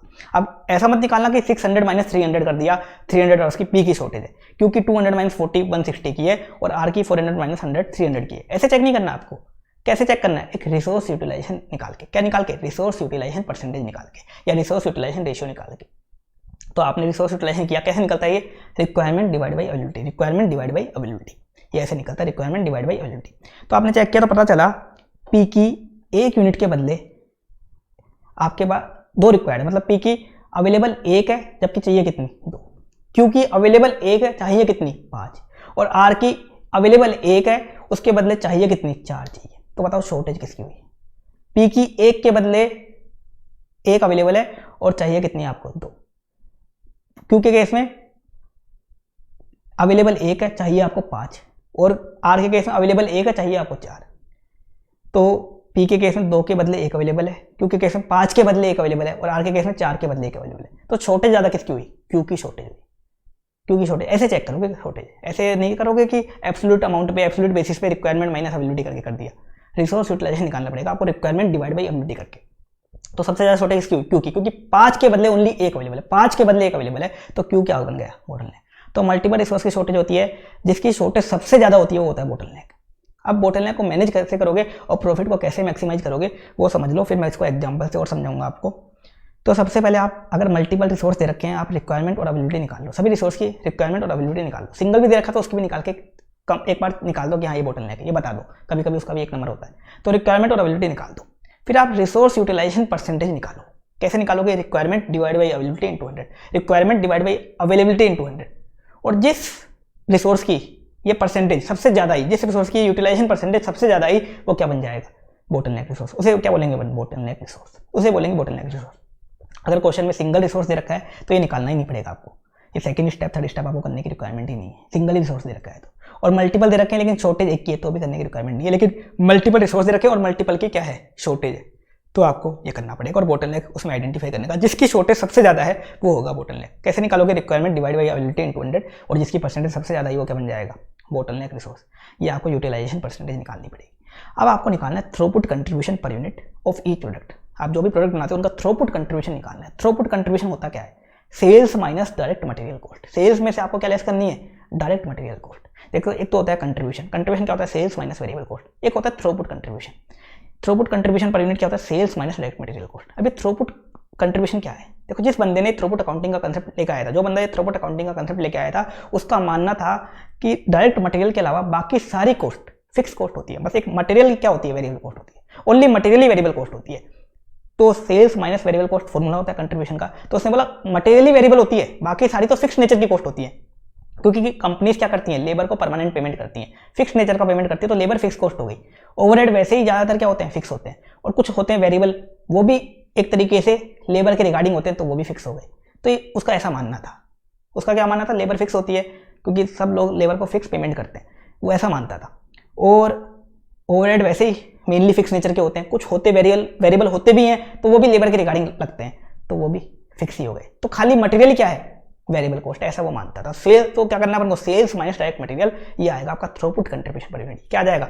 Throughput contribution per unit. अब इसको अपन कंट्रीब्यूशन पर यूनिट नहीं बोलते, इसको थ्रूपुट कंट्रीब्यूशन बोल देते हैं, थ्रूपुट कंट्रीब्यूशन पर यूनिट। ये हमेशा इसमें ऐसे ही करना है। इसके बाद क्या है? आपको निकालना है throughput contribution per bottleneck resource. क्या निकालना है? Throughput contribution per bottleneck resource. ये कैसे निकलेगा? थ्रूपुट कंट्रीब्यूशन पर यूनिट निकाला आपने, जिस भी रिसोर्स की शॉर्टेज है या जिसकी शॉर्टेज सबसे ज़्यादा है, उसका पर यूनिट के लिए कितना घंटा चाहिए, कितना टाइम चाहिए, उसे डिवाइड कर दो, बोटलनेक रिसोर्स पर यूनिट से डिवाइड कर दो। मतलब थ्रूपुट कंट्रीब्यूशन पर यूनिट निकाल दिया, डिवाइड कैसे कर दो? Bottleneck resource per unit. Divide कैसे कर दो? Bottleneck resource per unit. ये आपका जाएगा throughput contribution per bottleneck resource. अब आप रैंक एलोकेट कर दो प्रोडक्ट्स में throughput contribution per bottleneck resource के अकॉर्डिंग। जो ये आपका आया ना throughput contribution per bottleneck resource, इसके बेसिस पे रैंक एलोकेट कर दो। जिसका सबसे ज्यादा है उसका रैंक 1, उससे कम वाले को रैंक 2, सबसे कम वाले को रैंक 3। सबसे पहले रैंक 1 वाला बना दो, फिर रैंक 2 वाला बनाओ, फिर रैंक 3 वाला बनाओ। इस अकॉर्डिंग आप प्रोडक्ट बनाओ और उस अकॉर्डिंग उस बोटलनेक रिसोर्स को आप अलोकेट कर दो। उस अकॉर्डिंग आप बोटलनेक रिसोर्स को क्या कर दो? अलोकेट कर दो। ये होता है बोटलनेक को मैनेज करने का तरीका। उसके अकॉर्डिंग बोटलनेक रिसोर्स को अलोकेट कर दो और जितनी यूनिट बनती है वो आप यूनिट बना दो। इसमें एक नोट दे रखा है। नोट क्या दे रखा है? अगर आपने किसी प्रोडक्ट का ऑर्डर ऑलरेडी एक्सेप्ट कर रखा है, ऑलरेडी आपने किसी प्रोडक्ट का ऑर्डर एक्सेप्ट कर रखा है, पहले से किसी प्रोडक्ट का ऑर्डर एक्सेप्ट कर रखा है, तो पहले उस ऑर्डर को पूरा करो। पहले उस ऑर्डर को पूरा करो। रैंक वगैरह भूल जाओ एक बार, पहले उस ऑर्डर को पूरा करो। चाहे उस प्रोडक्ट की रैंक 3 आई हो, चाहे या 4th आई हो, कोई सी भी आई हो, आप तो पहले उस ऑर्डर को पूरा करो और उसके बाद एज पर रैंक बनाओ, और उसके बाद एज पर रैंक बनाओ। ये इसमें एक नोट दे रखा है। तो इस अकॉर्डिंग आप बोटलनेक को मैनेज कर पाओगे। कैसे? पहले तो चेक करो बोटलनेक क्या है। कैसे चेक करोगे? Requirement divide by availability into 100। जिसका भी हाईएस्ट परसेंटेज आया वो बन जाएगा बोटलनेक। अगर सिंगल रिसोर्स है तो ये करने की रिक्वायरमेंट ही नहीं है, वो सिंगल रिसोर्स क्वेश्चन में बोटलनेक दे रखा होगा, कुछ करने की जरूरत नहीं है। अब आपको निकालना है थ्रूपुट कंट्रीब्यूशन पर यूनिट। कैसे निकलेगा? Sales minus direct material cost, क्योंकि डायरेक्ट मटेरियल कॉस्ट ही ओनली वेरिएबल मानी जाएगी, बाकी सारी कॉस्ट फिक्स कॉस्ट के अंदर है। बाकी सारी कॉस्ट क्या मानी जाएगी? कि फिक्स है, फिक्स कॉस्ट के अंदर आएगी। थ्रूपुट कंट्रीब्यूशन निकाल लिया पर यूनिट। इसके बाद निकालो throughput contribution per bottleneck resource. कैसे निकालोगे? Throughput contribution per unit divide by bottleneck resource per unit. ये कंट्रीब्यूशन पर बोटलनेक रिसोर्स आ जाएगा। इसके बेस पे रैंक एलोकेट कर दो, जिसकी रैंक बनाई सबसे पहले उसको बनाओ, फिर रैंक 2 वाले को, फिर रैंक 3 वाले को, इस अकॉर्डिंग बनाओ। अगर आपने पहले से कोई ऑर्डर एक्सेप्ट कर रखा है तो पहले उस ऑर्डर को पूरा करो, पहले उस ऑर्डर को पूरा करो और उसके बाद एज पर रैंक बनाओ, और उसके बाद एज पर रैंक बनाओ। पहले ऑर्डर को पूरा करना पड़ेगा। आप ऐसा नहीं कर सकते कि ऑर्डर को कैंसिल कर दो, ऐसा नहीं कर सकते। कैंसिल करोगे आपकी रेपुटेशन खराब होगी। तो पहले ऑर्डर को पूरा करो। अब इसके बाद इसमें एक बता रखा है पर्सन था गोल्ड रेड, उसने बोटलनेक को रिमूव करने के 5 स्टेप दिए। तो मैंने मैनेज करने का तरीका बता दिया। रिमूव करने के 5 स्टेप दिए। रिमूव कैसे करोगे? पहले तो बोटलनेक आइडेंटिफाई करो, किस रिसोर्स की शॉर्टेज है आइडेंटिफाई करो। आइडेंटिफाई कैसे करोगे? अपन को पता है कैसे करेंगे। अब एक्सप्लॉइट दी बोटलनेक, उस बोटलनेक को फुल्ली यूटिलाइज करो, बेस्ट वे में फुल्ली यूटिलाइज करो। कैसे करोगे? ऊपर यही तो किया था अपन ने, ये कंट्रीब्यूशन पर बोटलनेक रिसोर्स निकाल के अपन ने जो रैंक एलोकेट करी थी वो इसलिए तो करी थी ताकि वो फुल्ली यूटिलाइज हो जाए ऑप्टिमम बेसिस पे। ये आपने कर लिया। ये 2 स्टेप तो आपने ऊपर ही कर ली थी। अब ये बोलता है नॉन बोटलनेक एक्टिविटी, जो नॉन बोटलनेक रिसोर्स है जिनकी शॉर्टेज नहीं है उनको सबऑर्डिनेट, उनको एक सेकेंडरी ट्रीट करो और जैसे जैसे आप बोटलनेक को यूज़ कर रहे हो उस वे में उसको यूज़ करते जाओ। नॉन बोटलनेक को एक सेकेंडरी आइटम ट्रीट करो, ये बोलता है। अगला बोलता है ये एलिवेट दी बोटलनेक। आपको उस बोटलनेक को अब रिमूव भी करना है, एलिमिनेट भी करना है। एलिमिनेट कैसे करना है? आपको जो भी रिसोर्स की शॉर्टेज है, मान लो मशीन कौन से की शॉर्टेज थी यहाँ पे, मशीन क्यू की, तो मशीन क्यू की आपको एफिशिएंसी बढ़ानी है, कैपेसिटी बढ़ानी है और उसको एलिमिनेट करना है बोटलनेक को। एफिशिएंसी और कैपेसिटी कैसे बढ़ाओगे? जिन रिसोर्स की शॉर्टेज नहीं है, जिन रिसोर्स की शॉर्टेज नहीं है वहाँ जो एक्स्ट्रा रिसोर्स पड़े हुए हैं अगर वो ट्रांसफर हो सकते हैं, मतलब जैसे मान लो ऊपर वाले एग्जाम्पल में पी और आर की शॉर्टेज नहीं होती मान लो, तो पी और आर में मतलब एक्स्ट्रा रिसोर्स पड़े हुए हैं, मान लो कोई एक्स्ट्रा लेबर वगैरह पड़ी हुई है, तो अगर वो आर में जा सकते हैं, आर वाले डिपार्टमेंट में जा सकते हैं, क्या बोलते हैं, पी और आर वाले क्यू में जा सकते हैं, क्यू में जा सकते हैं, तो उनको ट्रांसफर करो और क्यू का क्या करो, एफिशिएंसी और कैपेसिटी बढ़ाओ। जिस जो भी बोटलनेक है उसकी एफिशिएंसी और कैपेसिटी बढ़ा के उसको एलिमिनेट करो और इस प्रोसेस को रिपीट करते जाओ। इस प्रोसेस को रिपीट करते जाओ, आपका बोटलनेक रिमूव हो जाएगा। ये थियरी की बात बताता है, ये थियरी की बात बताता है। प्रैक्टिकल अपन ने ऊपर सीख लिया। अब इसमें एक कंसेप्ट और होता है थ्रूपुट अकाउंटिंग रेशियो। एक कंसेप्ट और होता है थ्रूपुट अकाउंटिंग रेशियो। ये थ्रूपुट अकाउंटिंग रेशियो प्रोडक्ट्स का निकलता है। किसका निकलता है? प्रोडक्ट्स का निकलता है। आप जो प्रोडक्ट बनाते हो उनका निकलता है थ्रूपुट अकाउंटिंग रेशियो। कैसे निकलता है? इसका फॉर्मूला दे रखा है, throughput contribution per bottleneck resource. देखो अपन ने ऊपर निकाला था throughput contribution per bottleneck resource, निकाला था ना, throughput contribution per bottleneck resource. ये सभी प्रोडक्ट का अपन ने निकाला था। ये ले लो, इसको डिवाइड कर दो factory cost per bottleneck resource. किससे डिवाइड कर दो? Factory cost per bottleneck resource से डिवाइड कर दो, आपका आ जाएगा TAR ratio, throughput accounting ratio आ जाएगा। अब फैक्ट्री कॉस्ट क्या होती है? देखो ये बोटलनेक वाले क्वेश्चन होते हैं ना, इनमें अपन मटेरियल को तो क्या मानते हैं? Variable cost. मटेरियल के अलावा जो भी कॉस्ट बचती है, सारी कॉस्ट, चाहे लेबर की हो चाहे अदर फिक्स कॉस्ट हो, सारी कॉस्ट को क्या मानते हैं? फैक्ट्री कॉस्ट बोलते हैं। क्वेश्चन में काफी बार क्या लिखा आता है? Factory cost. कुछ लोग फैक्ट्री कॉस्ट भी बोल देते हैं, कभी कभी इसको अदर ऑपरेटिंग कॉस्ट भी बोल देते हैं, फिक्स कॉस्ट भी बोल देते हैं। ऐसा नहीं है कि फिक्स कॉस्ट नहीं बोलेंगे, फिक्स कॉस्ट भी बोल सकते हैं, फैक्ट्री कॉस्ट भी बोल सकते हैं, अदर ऑपरेटिंग कॉस्ट भी बोल सकते हैं, मटेरियल को छोड़ के। मटेरियल तो वेरिएबल कॉस्ट है। मटेरियल के अलावा जो भी कॉस्ट बच गई, मटेरियल के अलावा और जो भी कॉस्ट बच गई वो क्या होती है? Factory cost. इसका फैक्ट्री कॉस्ट भी नाम होता है, अदर ऑपरेटिंग कॉस्ट भी नाम होता है, फिक्स कॉस्ट भी नाम होता है। तो कंफ्यूज मत हो जाना, एक ही बात है इनका सबका। बाकी मेनली क्या बोलते हैं इसको? Factory cost. अब factory cost per bottleneck resource क्या होती है? फैक्ट्री कॉस्ट टोटल तो आपको पता चल गई, टोटल फैक्ट्री कॉस्ट, मटेरियल के अलावा जो टोटल कॉस्ट हो गई, मटेरियल को छोड़ के बाकी जो भी कॉस्ट हो गई फैक्ट्री कॉस्ट हो गई। अब factory cost per bottleneck resource क्या होती है? टोटल फैक्ट्री कॉस्ट ले लो, उसको डिवाइड कर दो जिस रिसोर्स की शॉर्टेज थी। मान लो मशीन क्यू की शॉर्टेज थी, तो क्यू का जितना टाइम अवेलेबल था, मान लो क्यू के 5000 घंटे अवेलेबल थे, या ऊपर वाले क्वेश्चन में देखो कितने घंटे अवेलेबल थे, 200 घंटे अवेलेबल थे, 200 नहीं 40 घंटे अवेलेबल थे ना, अवेलेबल तो 40 थे ना, तो 40 आवर्स अवेलेबल थे, तो 40 से अपन डिवाइड कर देंगे। टोटल फैक्ट्री कॉस्ट को जितना बोटलनेक रिसोर्स टाइम था अवेलेबल उससे डिवाइड कर देंगे, या क्या आ जाएगी? Factory cost per bottleneck resource. अब TAR रेशियो कैसे आएगा? Throughput contribution per bottleneck resource divide by factory cost per bottleneck resource, ये TAR रेशियो आ जाएगा। इसके अकॉर्डिंग भी आप रैंक अलोकेट करोगे ना कभी TAR रेशियो के अकॉर्डिंग, तो जो आपने throughput contribution per bottleneck resource के अकॉर्डिंग रैंक अलोकेट कीजिए ना, सेम रैंक होंगी, वो हमेशा सेम होंगी। क्यों होंगी? आपने डिवाइड किससे किया है? एक factory cost per bottleneck resource से किया जो सेम है, सभी प्रोडक्ट का सेम है, तो जो डिनोमिनेटर है या बेस जो है वो सेम है, तो रैंक हमेशा सेम आएगी। इसके अकॉर्डिंग भी रैंक करोगे तो। अब इसमें बता रखा है अगर ये रेशियो ग्रेटर देन 1 आता है, मतलब ये रेशियो 1 से ज़्यादा आता है, किसी भी प्रोडक्ट का ये 1 से ज़्यादा आता है, तो इसका मतलब क्या होता है कि उस प्रोडक्ट का जो थ्रूपुट कंट्रीब्यूशन है ना, उस प्रोडक्ट के थ्रूपुट कंट्रीब्यूशन ने फैक्ट्री कॉस्ट को रिकवर कर लिया, उसकी थ्रूपुट कंट्रीब्यूशन फैक्ट्री कॉस्ट से ज़्यादा है और वो प्रोडक्ट क्या है? प्रॉफिटेबल है। लेकिन किसी प्रोडक्ट का अगर ये 1 से कम आता है, 1 से कम आता है, तो उसका मतलब क्या होता है? वो प्रोडक्ट अपनी फैक्ट्री कॉस्ट को रिकवर नहीं कर पा रहा, उसका थ्रूपुट कंट्रीब्यूशन फैक्ट्री कॉस्ट को रिकवर नहीं कर पा रहा, तो वो प्रोडक्ट लॉस मेकिंग प्रोडक्ट है, वो प्रोडक्ट प्रॉफिटेबल नहीं है। तो 1 से ज़्यादा आता है, 1 से ज़्यादा आता है तो मतलब प्रोडक्ट अपनी फैक्ट्री कॉस्ट रिकवर कर रहा है, प्रोडक्ट प्रॉफिटेबल है। लेकिन 1 से कम आता है रेशियो, तो प्रोडक्ट अपनी फैक्ट्री कॉस्ट रिकवर नहीं कर पा रहा और प्रोडक्ट प्रॉफिटेबल नहीं है। ये बोलता है ये रेशियो। ये था थ्रूपुट अकाउंटिंग रेशियो और ये था थियरी ऑफ कंस्ट्रेंट का पूरा कंसेप्ट। बोटलनेक को मैनेज करना और रिमूव करना होता है थियरी ऑफ कंस्ट्रेंट। तो बोटलनेक को कैसे मैनेज करेंगे वो अपन ने देखा। रिमूव कैसे करोगे इसके लिए गोल्ड्रेट के 5 स्टेप देखे और थ्रूपुट अकाउंटिंग रेशियो देखिए। गोल्ड्रेट के 5 स्टेप थियरी है, बाकी जो पॉइंट नंबर 2 और 4 था ये प्रैक्टिकल है। अब मैं आपको इसको एग्जाम्पल से समझाता हूँ तीनों चीज़ कि मैनेज कैसे करोगे, प्रॉफिट को कैसे मैक्सिमाइज करोगे, रिमूव कैसे करोगे और थ्रूपुट अकाउंटिंग रेशियो कैसे निकालोगे। एक एग्जाम्पल लेते हैं, एग्जाम्पल से आपको बिल्कुल क्लियर हो जाएगा। XYZ लिमिटेड कंपनी है, 2 प्रोडक्ट बनाती है, प्रोडक्ट ए और बी। दोनों की सेलिंग प्राइस आपको दे रखी है पर यूनिट की, डायरेक्ट मटेरियल कॉस्ट आपको बता रखी है, मशीन X के हर्ट्स पर यूनिट बता रखे हैं, मशीन Y हर्ट्स पर यूनिट बता रखे हैं और मशीन Z हर्ट्स पर यूनिट बता रखे हैं। 3 मशीन यूज़ करती है XYZ, तीनों के कितने कितने हर्ट्स पर यूनिट लगते हैं इन प्रोडक्ट को बनाने में वो बता रखा है।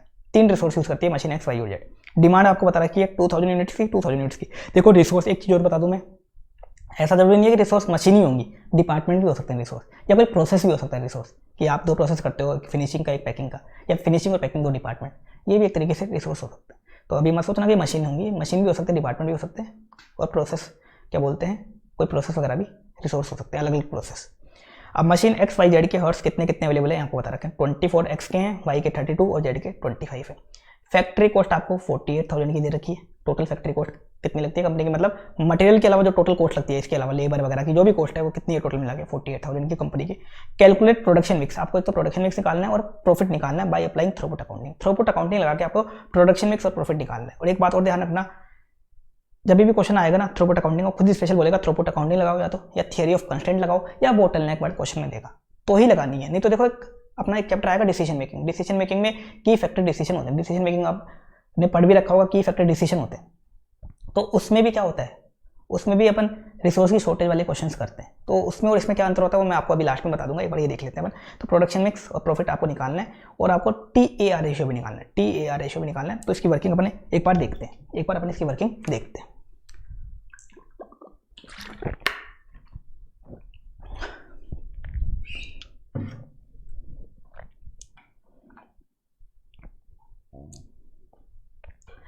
तो देखो आपको बोटलनेक को मैनेज करना है, तो सबसे पहले आपको चेक करना पड़ेगा बोटलनेक क्या है। 3 रिसोर्स यूज करते हो XY और Z। रिक्वायरमेंट तीनों की दे रखी है। रिक्वायरमेंट अपन ने निकाल ली, कैसे निकाल ली, कितनी कितनी डिमांड है प्रोडक्ट की वो आपको दे रखी है और पर यूनिट कितने हॉर्स लगते हैं वो दे रखे हैं। इनसे इंटू करके अपन ने रिक्वायरमेंट निकाल ली आराम से।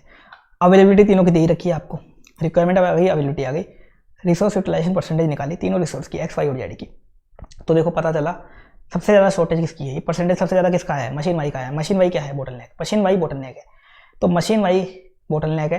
अब इसके अकॉर्डिंग अपन को आगे का काम करना है। प्रोडक्ट ए और बी सेलिंग प्राइस लेस में से क्या लेस कर दिया अपन, डायरेक्ट मटेरियल कॉस्ट, क्योंकि खाली वेरिएबल कॉस्ट इसको मानते हैं अपन डायरेक्ट मटेरियल। क्या आ गया आपका, थ्रूपुट कंट्रीब्यूशन पर यूनिट आ गया। डिवाइड कैसे कर देंगे, बोटलनेक रिसोर्स पर यूनिट, मतलब मशीन वाई के हर्ट्स कितने कितने लगते हैं पर यूनिट के लिए 18 और 6। 18 और 6 से अपन ने डिवाइड कर दिया, 18 और 6 से। ये आपका आ गया throughput contribution per bottleneck resource. क्या आ गया, throughput contribution per bottleneck resource. इसे डिवाइड करते ही क्या आ गया, जिसका सबसे ज़्यादा है उसको रैंक 1 दे दी, दूसरे वाले को रैंक 2, मतलब प्रोडक्ट बी को रैंक 1, प्रोडक्ट ए को रैंक 2, ये दे दिया अपन ने रैंक। तो सबसे पहले क्या बनाओगे आप, प्रोडक्ट बी बनाओगे और फिर ए बनाओगे और मशीन वाई के जो रिसोर्स हैं, बोटलनेक के जो रिसोर्स हैं, इसी अकॉर्डिंग अलोकेट करोगे। तो मशीन वाई के देखो 32,000 हॉर्स अवेलेबल है। कितने अवेलेबल है, 32,000 हॉर्स अवेलेबल है वाई के, वो ले लिए। सबसे पहले प्रोडक्ट बी बनाओगे, प्रोडक्ट बी के लिए जितने हॉर्स लगेंगे वो अपने लेस कर दिए। फिर बचे हुए में आप जितना प्रोडक्ट ए बनेगा उतना बना लोगे। प्रोडक्ट बी तो आपका पूरा 2000 यूनिट का बन गया। डिमांड कितनी थी प्रोडक्ट बी की, 2000 यूनिट की डिमांड थी। देखो प्रोडक्ट बी की, ए की भी 2000 यूनिट की डिमांड थी, प्रोडक्ट ए की भी 2000 यूनिट की डिमांड थी, लेकिन प्रोडक्ट ए कितना बन पाया, ओनली 1111 यूनिट्स, 1111.11 आ रहा था। लेकिन इसको आप राउंड ऑफ कर दो। राउंड ऑफ मैंने आपको बताया था कि फैक्टर वाले जो डिसीजन मेकिंग होता है और ये होता है क्या बोलते हैं, थ्रूपुट अकाउंटिंग, इसमें हमेशा लोअर राउंड ऑफ होता है। बाकी कैसे भी कर दो कोई फर्क नहीं पड़ता। अपने राउंड ऑफ कर दिया, ये राउंड ऑफ कर लिया। अब ये यूनिट आपने बनाई, प्रोडक्ट ए की 1111 यूनिट बनी, बी की 2000 यूनिट बनी। थ्रूपुट कंट्रीब्यूशन पर यूनिट आपका आ ही रहा था 24 और 20, इससे इंटू कर दिया 24 और 20, ये आपका टोटल कंट्रीब्यूशन हो गया, थ्रूपुट कंट्रीब्यूशन हो गया। इसमें से आपकी जो भी बाकी जो कॉस्ट थी, बाकी मतलब मटेरियल के अलावा जो भी कॉस्ट थी लेबर वगैरह की या फिक्स कॉस्ट जो भी थी, वो फैक्ट्री कॉस्ट अपन ने लेस कर दी। 48,000 की दे रखी थी, ये आपका प्रॉफिट आ गया। ये मैक्सिमाइज आपका क्या आ गया, मैक्सिमम प्रॉफिट आ गया। ये आपने कर लिया पहला पार्ट। ये तो बोटलनेक को मैनेज करने का तरीका। अब देखो ये तो बोटलनेक को मैनेज करना तो आपने सीख लिया। अब बोटलनेक को देखो रिमूव कैसे करोगे, गोल्ड्रेट के 5 स्टेप थे। बोटलनेक आइडेंटिफाई करोगे, बोटलनेक को अच्छे से यूज़ कर लोगे, ऑप्टिमाइज यूज़ कर लिया अपन ने, बोटलनेक को अच्छे से यूज़ कर लिया। देखो बोटलनेक के कितने घंटे थे, 32,000 आवर्स थे मशीन वाई के, उसको ऑप्टिमली अपन ने यूज़ कर लिया। ऑप्टिमली यूज़ कर लिया और जो नॉन बोटलनेक एक्टिविटी उनको अपन ने सेकेंडरी माना। अब एलिवेट कैसे करोगे, एलिमिनेट कैसे करोगे? जो मशीन वाई के हॉर्स है ना, आप इसको बढ़ाओगे, इसकी एफिशिएंसी और कैपेसिटी बढ़ाओगे। कैसे बढ़ाओगे? देखो ऊपर आओ, देखो यहाँ पे मशीन जेड ये बोटलनेक नहीं है, मशीन एक्स के भी हॉर्स बोटलनेक है, थोड़े बहुत है लेकिन ज़्यादा नहीं है। तो मशीन जेड तो बिल्कुल बोटलनेक नहीं है। मशीन जेड में रिक्वायरमेंट आपकी 20,000 आवर्स की, अवेलेबिलिटी 25,000 आवर्स की है। तो मशीन जेड में मान लो कुछ एक्स्ट्रा रिसोर्स है, एक्स्ट्रा लेबर वगैरह है, अगर वो ट्रांसफर हो सकती है मशीन वाई में तो उसको मशीन वाई में ट्रांसफर कर दो और मशीन वाई की कैपेसिटी और एफिशिएंसी को बढ़ा दो। इससे क्या होगा? मशीन वाई की कैपेसिटी एफिशिएंसी बढ़ जाएगी। तो आप प्रोडक्ट बी की तो देखो अभी यूनिट बना रहे थे 2000, एक ही यूनिट आपकी और बना पाओगे, क्योंकि मशीन वाई की सबसे ज़्यादा शॉर्टेज है, उसके चक्कर में एक ही ओनली 1111 यूनिट बनी है, जबकि 2000 की डिमांड है। तो एक ही आप ज़्यादा यूनिट बना सकते हो। तो मशीन वाई जो जिसकी शॉर्टेज है मशीन वाई, उसकी कैपेसिटी बढ़ाने का ट्राई करो। कैसे?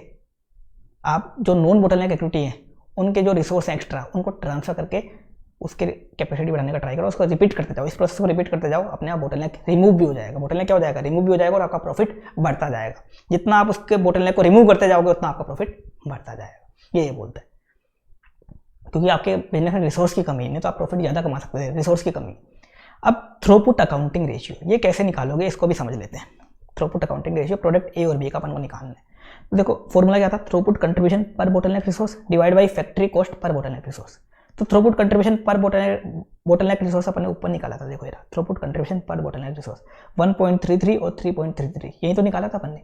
ये ले लेंगे अपन, ये मैंने ले लिया 1.33 और 3.33। इसको डिवाइड कर दिया factory cost per bottleneck resource. अब factory cost per bottleneck resource, bottleneck resource क्या है? मशीन वाई है। तो फैक्ट्री कॉस्ट टोटल आपको दे रखी है 48,000 की, 48,000 की दे रखी है। और बोटलनेक रिसोर्स है मशीन वाई। मशीन वाई के हॉर्स कितने अवेलेबल दे रखे हैं आपको? 32,000 हॉर्स। 32 दे रखे ना, देख लो क्वेश्चन में, एग्जाम्पल पे देख लो। 48,000 फैक्ट्री कॉस्ट है, मशीन वाई के हॉर्स कितने हैं? 32,000 हॉर्स अवेलेबल है। तो 48,000 को 32,000 हॉर्स से डिवाइड कर देंगे, ये क्या आ जाएगी? Factory cost per bottleneck resource. ये तो आ जाएगी फैक्ट्री कॉस्ट, ये आ गई आपकी 1.5। इससे अगर आप डिवाइड कर दोगे throughput contribution per bottleneck resource को, तो आपका क्या आ जाएगा? TAR ratio. देखो factory cost per bottleneck resource सभी के लिए सेम आएगा, ये बेस हमेशा सभी के लिए सेम आएगा। तो आप रैंक एलोकेट करोगे TAR रेशियो के अकॉर्डिंग भी, तो देखो रैंक बी की 1 आई है, एक ही सेकंड आई है, ऊपर भी ऐसे ही था। अपन ने throughput contribution per bottleneck resource के अकॉर्डिंग किया था, तो बी की फर्स्ट थी, एक ही सेकंड थी। अभी भी बी की फर्स्ट है, एक ही सेकंड, ये हमेशा सेम ही रहेगी रैंक। तो सेम रहेगी क्योंकि डिवाइड अपन ने सेम बेस या सेम डिनोमिनेटर से किया है, तो सेम रहेगी।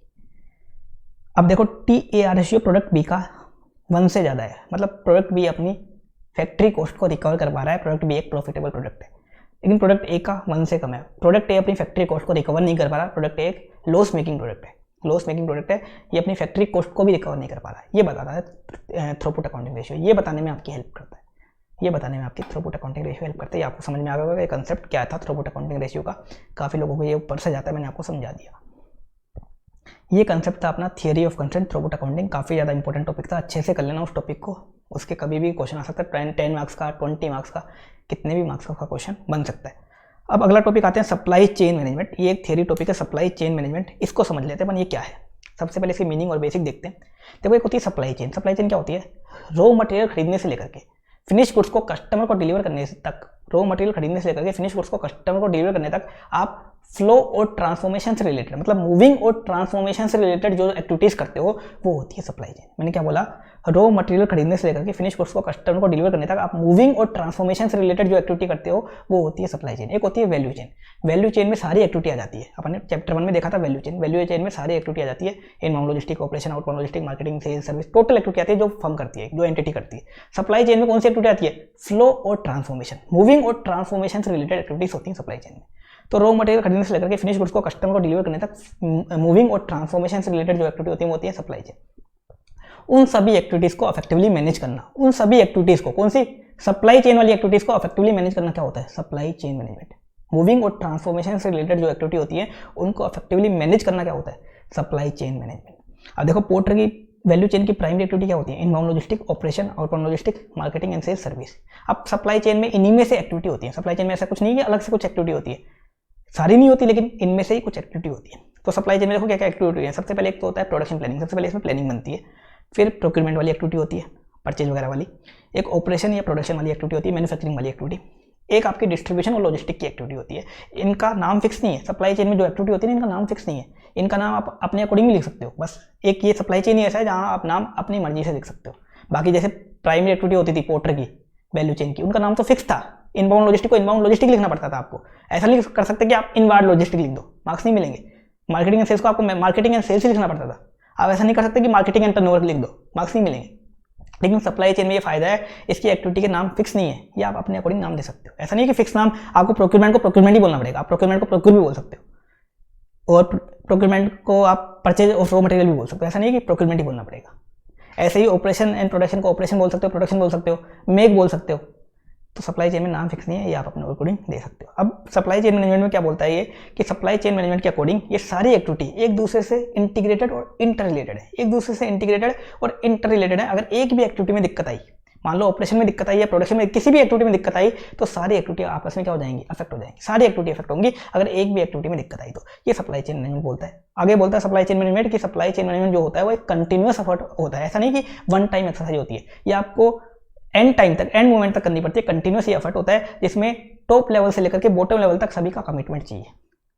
एससीएम क्या है, कंटिन्यूअस एफर्ट है जिसमें टॉप से लेकर के बॉटम तक सभी का कमिटमेंट चाहिए। ये लाइन जो है ना, कंटिन्यूअस एफर्ट वाली और टॉप टू बॉटम वाली, ये हर टॉपिक में आप लिख सकते हो। थियरी का कोई भी टॉपिक आ जाए, एससीएमपी में हर टॉपिक की ये लाइन होती है कि हर टॉपिक क्या है, यहाँ कंटिन्यूअस एफर्ट है, थियरी वाला। काइजन कॉस्टिंग में भी ये लाइन है, सब में ये लाइन, टीपीएम में भी लाइन है। तो एससीएम क्या होता है, कंटिन्यूअस एफर्ट होता है। सप्लाई चेन मैनेजमेंट क्या होता है, कंटिन्यूअस एफर्ट होता है, जहां आपको टॉप से बॉटम तक सभी का कमिटमेंट जरूरी होता है। और लास्ट बता रखा है एससीएम का ऑब्जेक्टिव क्या होता है। एससीएम मतलब सप्लाई चेन मैनेजमेंट का ऑब्जेक्टिव है कि कस्टमर की डिमांड को कोस्ट इफेक्टिव मैनर में पूरा कर दिया जाए। कस्टमर की जो भी डिमांड है उसको कोस्ट इफेक्टिव मैनर में पूरा कर दिया जाए, सप्लाई चेन की कॉस्ट को कम करके। सप्लाई चेन की कॉस्ट को कम करके कस्टमर की डिमांड को कोस्ट इफेक्टिव मैनर में पूरा कर दिया जाए, ये बोलता है सप्लाई चेन मैनेजमेंट।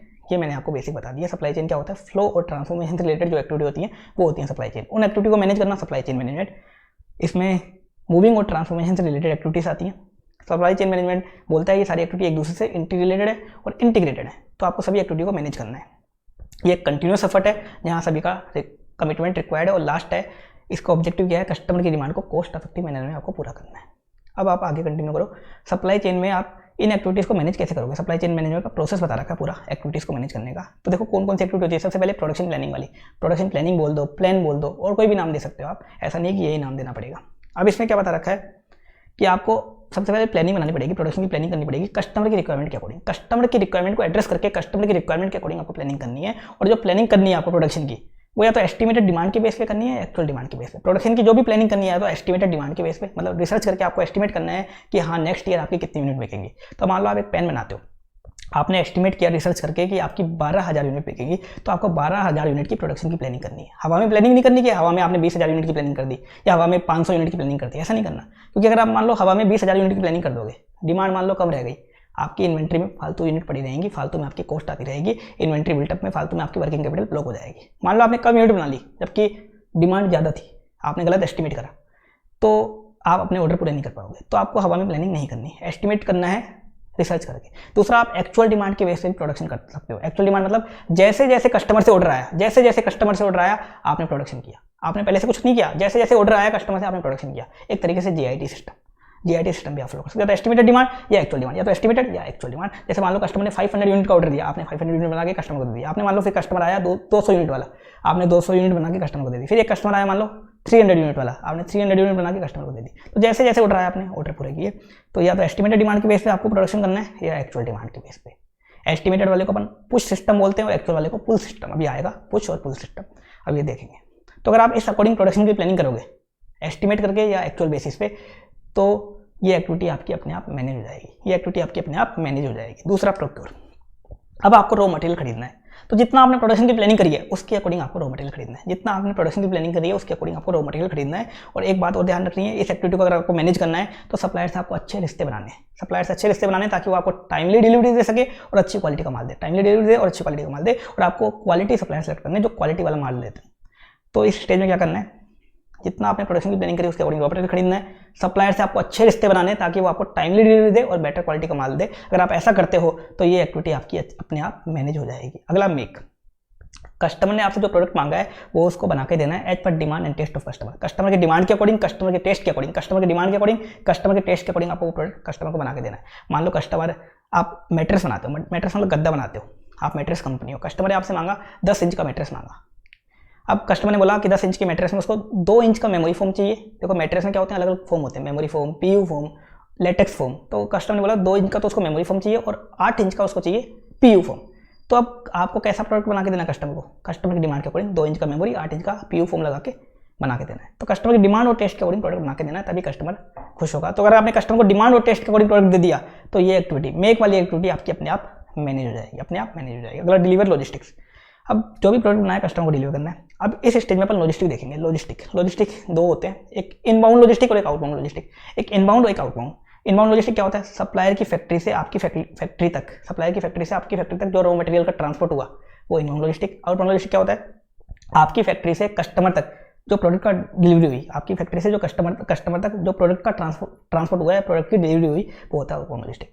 आप दोनों लॉजिस्टिक को आपको स्ट्रॉन्ग करना है, तो इसके लिए आपको लॉजिस्टिक का एक्सीलेंट सिस्टम चाहिए होगा। एक्सीलेंट सिस्टम आपको लगाना पड़ेगा लॉजिस्टिक का, ताकि क्या हो, जो मटेरियल का मूवमेंट और गुड्स का मूवमेंट है, मटेरियल का मूवमेंट सप्लायर वाला और गुड्स का मूवमेंट जो आप फैक्ट्री से कस्टमर को कर रहे हो, वो अनइंटरप्टेड हो जाए। तो इसके उन 2 तरीके बताए। या तो आप इन हाउस लॉजिस्टिक करो, मतलब आप खुद का लॉजिस्टिक सिस्टम लगाओ, खुद की व्हीकल्स खरीद लो, खुद के ट्रक खरीद लो, और खुद का सिस्टम अगर आप रखते हो तो आप अपने बंदों को ट्रेन कर दो, जो भी आपके बंदे हैं जो व्हीकल्स वगैरह चलाएंगे उनको ट्रेन कर दो, ताकि वो टाइमली डिलीवरी दे पाए। या आप थर्ड पार्टी लॉजिस्टिक करो, थर्ड पार्टी के साथ लॉजिस्टिक करते हो तो उनके साथ एग्रीमेंट बनाओ। ऐसा नहीं कि किसी लोकल ट्रांसपोर्टर के साथ आपने कर लिया कि ऐसे ही कर लिया कोई बिना एग्रीमेंट के, आप उनके साथ टाई अप करो, उनके साथ एग्रीमेंट बनाओ, ताकि वो आपको टाइमली डिलीवरी दे पाएँ और टाइमली डिलीवरी वो कस्टमर को दे पाएँ। तो मैंने क्या बोला, लॉजिस्टिक का सिस्टम एक्सटेंड करना है ताकि गुड्स का और मटेरियल का मूवमेंट अनइंटरप्टेड हो। तो 2 तरीके हैं, इन हाउस लॉजिस्टिक करो, या तो उसमें आप अपने बंदों को ट्रेन करो टाइमली डिलीवरी के लिए। दूसरा, अगर आप थर्ड पार्टी लॉजिस्टिक करते हो तो उनके साथ आप टाई अप करो, एग्रीमेंट करो, ताकि वो टाइमली डिलीवरी दे पाए। थर्ड पार्टी लॉजिस्टिक के साथ आप एक सर्विस लेवल एग्रीमेंट कर सकते हो, अभी अपन पढ़ेंगे सर्विस लेवल एग्रीमेंट के बारे में, वो आप कर सकते हो। आगे दे रखा है types of supply chain. 2 model होते हैं, आपने ऑलरेडी पढ़ लिया, push model, pull model. Push model में आप एस्टिमेटेड डिमांड के बेस पे प्रोडक्शन करोगे। एस्टिमेटेड जैसे ही आपको पता चला कि अगले साल आपकी 5000 यूनिट बिकेंगी, तो आपने एस्टिमेशन के बेसिस पे प्रोडक्शन कर दिया।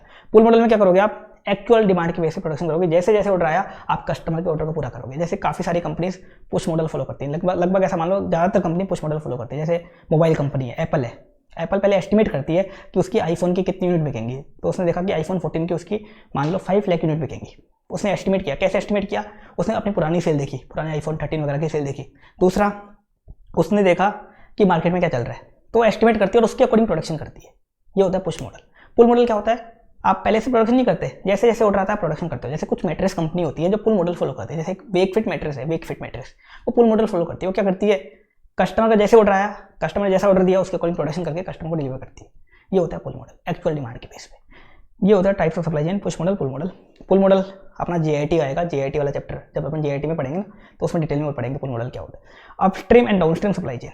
अब ये क्या बोलता है अपस्ट्रीम डाउनस्ट्रीम सप्लाई चेन, ये बोलता है पूरे सप्लाई चेन में 2 एक्टिविटी सबसे इंपॉर्टेंट होती है, एक तो सप्लायर वाली एक्टिविटी और एक कस्टमर वाली एक्टिविटी। एक सप्लायर वाली एक्टिविटी और एक कस्टमर वाली एक्टिविटी। आपको इन दोनों एक्टिविटी को सबसे ज़्यादा अच्छे से मैनेज करना है। तो इसके लिए बता रखा है अपस्ट्रीम सप्लाई चेन और downstream supply chain. Upstream supply chain की सप्लायर के साथ जो एक्टिविटी करोगे आप, सप्लायर के साथ जो ट्रांजेक्शन करोगे उनको आप अच्छे से मैनेज कैसे करोगे, सप्लायर के साथ जो ट्रांजेक्शन करोगे उसको आप अच्छे से मैनेज करोगे कैसे करोगे, उसके लिए इसमें बताया 2 तरीके बताए हैं। एक तो सप्लायर रिलेशनशिप मैनेजमेंट, एक यूज ऑफ IT। एक तो सप्लायर रिलेशनशिप मैनेजमेंट और एक यूज ऑफ IT। ये 2 काम करके आप उन एक्टिविटीज़ को अच्छे से मैनेज कर सकते हो। ज़्यादा काम का नहीं है लेकिन दे रखा है, अपन देख लेते हैं क्या है सप्लायर रिलेशनशिप मैनेजमेंट। ये बोलता है कि सप्लायर के साथ आप अच्छे रिश्ते कैसे बनाओगे और कैसे मेंटेन करोगे, सप्लायर के साथ आप अच्छे संबंध कैसे बनाओगे और कैसे मेंटेन करोगे, अच्छे संबंध कैसे बनाओगे कैसे मेंटेन करोगे, ताकि वो आपको क्वालिटी वाला माल दे और टाइम पे डिलीवरी दे। ये तो चाहिए आपको। तो देखो अपन ने ऊपर पढ़ा था प्रोक्योर वाली एक्टिविटी को कैसे मैनेज करोगे, इसी के बारे में बात हो रही है यहाँ पे। इसी के बारे में यहाँ अपस्ट्रीम नाम से डिटेल में बात हो रही है, डिटेल में बात हो रही है। तो सप्लायर से अच्छे रिश्ते कैसे बनाओगे, तो देखो सबसे पहले आप सोर्स देखो, सप्लायर आपको कौन सा कहाँ का चाहिए, इंडिया का सप्लायर चाहिए, इंडिया के बाहर का सप्लायर चाहिए, इंडिया में भी आपको दिल्ली का सप्लायर चाहिए, मुंबई का सप्लायर चाहिए, कोई लोकल सप्लायर चाहिए, कहाँ का चाहिए, ये सोर्स देख लो। फिर नंबर ऑफ सप्लायर देखो, आप कितने सप्लायर रखोगे, 10 सप्लायर रखोगे, 20 रखोगे, 30 रखोगे, जितने भी सप्लायर रखोगे। बेटर क्या होता है, एक रॉ मटेरियल के लिए एक सप्लायर, बोलता था डेमिंग बोलता था ना एक आप एक रॉ मटेरियल के लिए अपना एक सप्लायर रखो, ताकि आपको बल्क को डिस्काउंट मिले, आप तो एक अच्छी क्वालिटी का माल मिले। तो आप नंबर ऑफ सप्लायर देख लो, ऐसा जरूरी नहीं है कि एक ही रखो, आप अपने अकॉर्डिंग देख लो। जो भी सप्लायर आपने ढूंढे उनका कॉस्ट क्वालिटी टाइम कंपेयर करो कि कॉस्ट क्या क्या लग रही है, उनकी क्वालिटी क्या कैसी कैसी देते हैं और टाइम मतलब टाइमली डिलीवरी देते हैं या नहीं है। जिसकी कॉस्ट सबसे कम है, क्वालिटी सबसे बेस्ट है और टाइमली डिलीवरी देता हूँ, जिसकी कॉस्ट सबसे कम है, क्वालिटी सबसे बेस्ट है और जो टाइमली डिलीवरी देते हूँ, ऐसे सप्लायर्स उनमें से सिलेक्ट कर लो और उन सप्लायर के साथ आप पार्टनरशिप कर लो। पार्टनरशिप मतलब ऐसा नहीं कि पार्टनरशिप फर्म खोल लो, पार्टनरशिप एग्रीमेंट बना लो, एक तरीके से एग्रीमेंट बना लो। एग्रीमेंट कैसा कि वो आपको टाइमली डिलीवरी दें और अच्छी क्वालिटी का माल दें। जिनकी कॉस्ट सबसे कम है, सबसे बेस्ट क्वालिटी लग रही है आपको और जो टाइम पर डिलीवरी देते हो, ऐसे सप्लायर ढूंढ लो और उनके साथ एग्रीमेंट बना लो। सप्लायर के साथ आपके अच्छे रिश्ते अपने आप बन जाएंगे। अगर आप सप्लायर के साथ अच्छे रिश्ते बनाओगे, दो बेनिफिट होगा, एक तो क्वालिटी वाला माल देगा, एक दूसरा टाइमली डिलीवरी देगा। ये होता है सप्लायर रिलेशनशिप मैनेजमेंट। दूसरा यूज़ ऑफ IT। आप यूज़ ऑफ इंफॉर्मेशन टेक्नोलॉजी करके भी इस एक्टिविटी को और भी अच्छा मैनेज कर सकते हो। कौन सी भी? सप्लायर वाली एक्टिविटी को कैसे मैनेज कर सकते हो? आप ई प्रोक्योरमेंट करो। ई प्रोक्योरमेंट मतलब आप ऑनलाइन ही सप्लायर ढूंढो, ऑनलाइन ही ऑर्डर करो और ऑनलाइन ही पेमेंट कर दो। ऑनलाइन सप्लायर ढूंढो, ऑनलाइन परचेज करो और ऑनलाइन ही पेमेंट कर दो। ये होता है ई प्रोक्योरमेंट। तो अगर आप ई प्रोक्योरमेंट करोगे तो ई प्रोक्योरमेंट क्या होता है? इलेक्ट्रॉनिक मेथड होता है जो प्रोक्योरमेंट की स्पीड और एफिशिएंसी को बढ़ाता है। प्रोक्योरमेंट करने की स्पीड और एफिशिएंसी को बढ़ाता है। प्रोक्योरमेंट करने की स्पीड और एफिशिएंसी को बढ़ाता है। ये एक्टिविटी आपकी और भी अच्छे से मैनेज हो जाएगी अगर आप ई प्रोक्योरमेंट करते हो। ई प्रोक्योरमेंट करते हो तो ये एक्टिविटी ज़्यादा अच्छे से मैनेज हो जाएगी। अब ई प्रोक्योरमेंट में 3 चीज़ें होती हैं: ई सोर्सिंग, ई परचेजिंग, ई पेमेंट। ई सोर्सिंग, ई परचेजिंग, ई पेमेंट। ई सोर्सिंग मतलब ऑनलाइन सप्लायर ढूंढो, ई परचेजिंग मतलब ऑनलाइन ऑर्डर कर दो प्रोडक्ट का, ई पेमेंट मतलब ऑनलाइन ही पेमेंट कर दो या ऑनलाइन ही फंड ट्रांसफर कर दो। ये होता है ई सोर्सिंग, ई परचेजिंग, ई पेमेंट। इन तीनों को मिला के क्या बनता है? E procurement. ई प्रोक्योरमेंट मतलब ये नहीं होता खाली ऑनलाइन खरीदो, पहले ऑनलाइन सप्लायर ढूंढो, ऑनलाइन ही ऑर्डर कर दो और ऑनलाइन ही पेमेंट कर दो। ये होता है ई प्रोक्योरमेंट। तो ई प्रोक्योरमेंट करके भी आप इस एक्टिविटी को, सप्लायर वाली एक्टिविटी को और भी इफेक्टिवली मैनेज कर सकते हो। ये बोलता है अपस्ट्रीम सप्लाई चेन मैनेजमेंट। अब आते हैं डाउनस्ट्रीम सप्लाई चेन मैनेजमेंट। ये क्या बोलता है? कस्टमर के साथ आप ट्रांजैक्शन कैसे मैनेज करोगे, कस्टमर के साथ आप अपने रिश्ते अच्छे कैसे बनाओगे, ट्रांजैक्शन कैसे मैनेज करोगे। तो इसमें वही 2 पॉइंट है। ये किसके ऊपर डिपेंड करता है? कस्टमर रिलेशनशिप मैनेजमेंट और यूज ऑफ IT। तो कस्टमर के साथ आप अच्छे रिश्ते, अच्छे संबंध कैसे बनाओगे, तो इसमें पॉइंट दे रखा है। सबसे पहले analysis of customer and their behaviour. आप कस्टमर का बिहेवियर एनालिसिस करो कि आपका जो कस्टमर है वो प्राइस सेंसिटिव कस्टमर है या प्राइस सेंसिटिव नहीं है। मतलब आपका कस्टमर प्राइस को देखता है या क्वालिटी को देखता है, आपका कस्टमर एक रुपया को देखता है या क्वालिटी को देखता है, वो आप एनालिसिस करो। दूसरा, कस्टमर अकाउंट प्रॉफिटेबिलिटी। आप अपने जो कस्टमर्स है उनका कस्टमर वाइज प्रॉफिट निकाल लो। कस्टमर वाइज प्रॉफिट निकालो। जो कस्टमर आपको प्रॉफिट दे रहे हैं उनसे तो प्यार से बात करो, जो लॉस दे रहे हैं उनको गाली गलौच नहीं करनी, उनके साथ उनका एग्रीमेंट रिव्यू करो, रिन्यू करो, उसके एग्रीमेंट को रिन्यू करो, उनसे उनकी प्राइस को बढ़ाओ। अगर वो मान जाते हैं तो ठीक है, नहीं तो उनको रवाना करो। तो जो कस्टमर प्रॉफिट दे रहे हैं उनसे तो आपको अच्छी रिलेशनशिप रखो और जो प्रॉफिट नहीं दे रहे उनको भगाओ, उनको रवाना करो। अगर वो मान जाते प्राइस बढ़ाने के लिए ठीक है, नहीं मानते तो उनको भगाओ, उनको रवाना करो। Customer life time value. ये क्या बोलता है कि एक कस्टमर को आपने डिस्काउंट्स वगैरह देके, कूपन वगैरह देके, फ्री में चीज़ें बांट के अपनी ओर अट्रैक्ट कर लिया, जोड़ लिया आपसे। अब वो कस्टमर लाइफ टाइम तक आपको कितनी वैल्यू जनरेट करके देगा, ये निकालना होता है कस्टमर लाइफ टाइम वैल्यू। जैसे जियो ने क्या किया था, फ्री में नेट बांट के ऑफर्स वगैरह देके कस्टमर को जोड़ लिया था अपने से। अब वो कस्टमर लाइफ टाइम तक जियो को क्या वैल्यू क्रिएट कर देगा, वो कस्टमर लाइफ टाइम तक जियो को कितनी वैल्यू क्रिएट करके देगा, ये होता है कस्टमर लाइफ टाइम वैल्यू। ये निकालना भी अपन सीखेंगे, ये प्रैक्टिकल कंसेप्ट है इसी चैप्टर में। एक कस्टमर अकाउंट प्रॉफिटेबिलिटी जो है ये अपना चैप्टर 9 में आएगा, जो अपना चैप्टर है ना strategic analysis of operating income, वहाँ कवर होगा, वहाँ अपन देखेंगे। लास्ट पॉइंट दे रखा है अब कस्टमर एक्विजिशन, रिटेंशन, एक्सटेंशन। इसका मतलब क्या है? कस्टमर आप लेके कैसे आओगे, एक्विजिशन मतलब लेके कैसे आओगे। तो एग्जांपल से समझाता हूँ लास्ट पॉइंट में। मान लो एक साबुन कंपनी है, तो कस्टमर लेके कैसे आएगी? एडवर्टाइजमेंट करके न्यूज़पेपर वगैरह में, टीवी वगैरह में कस्टमर ले आएगी।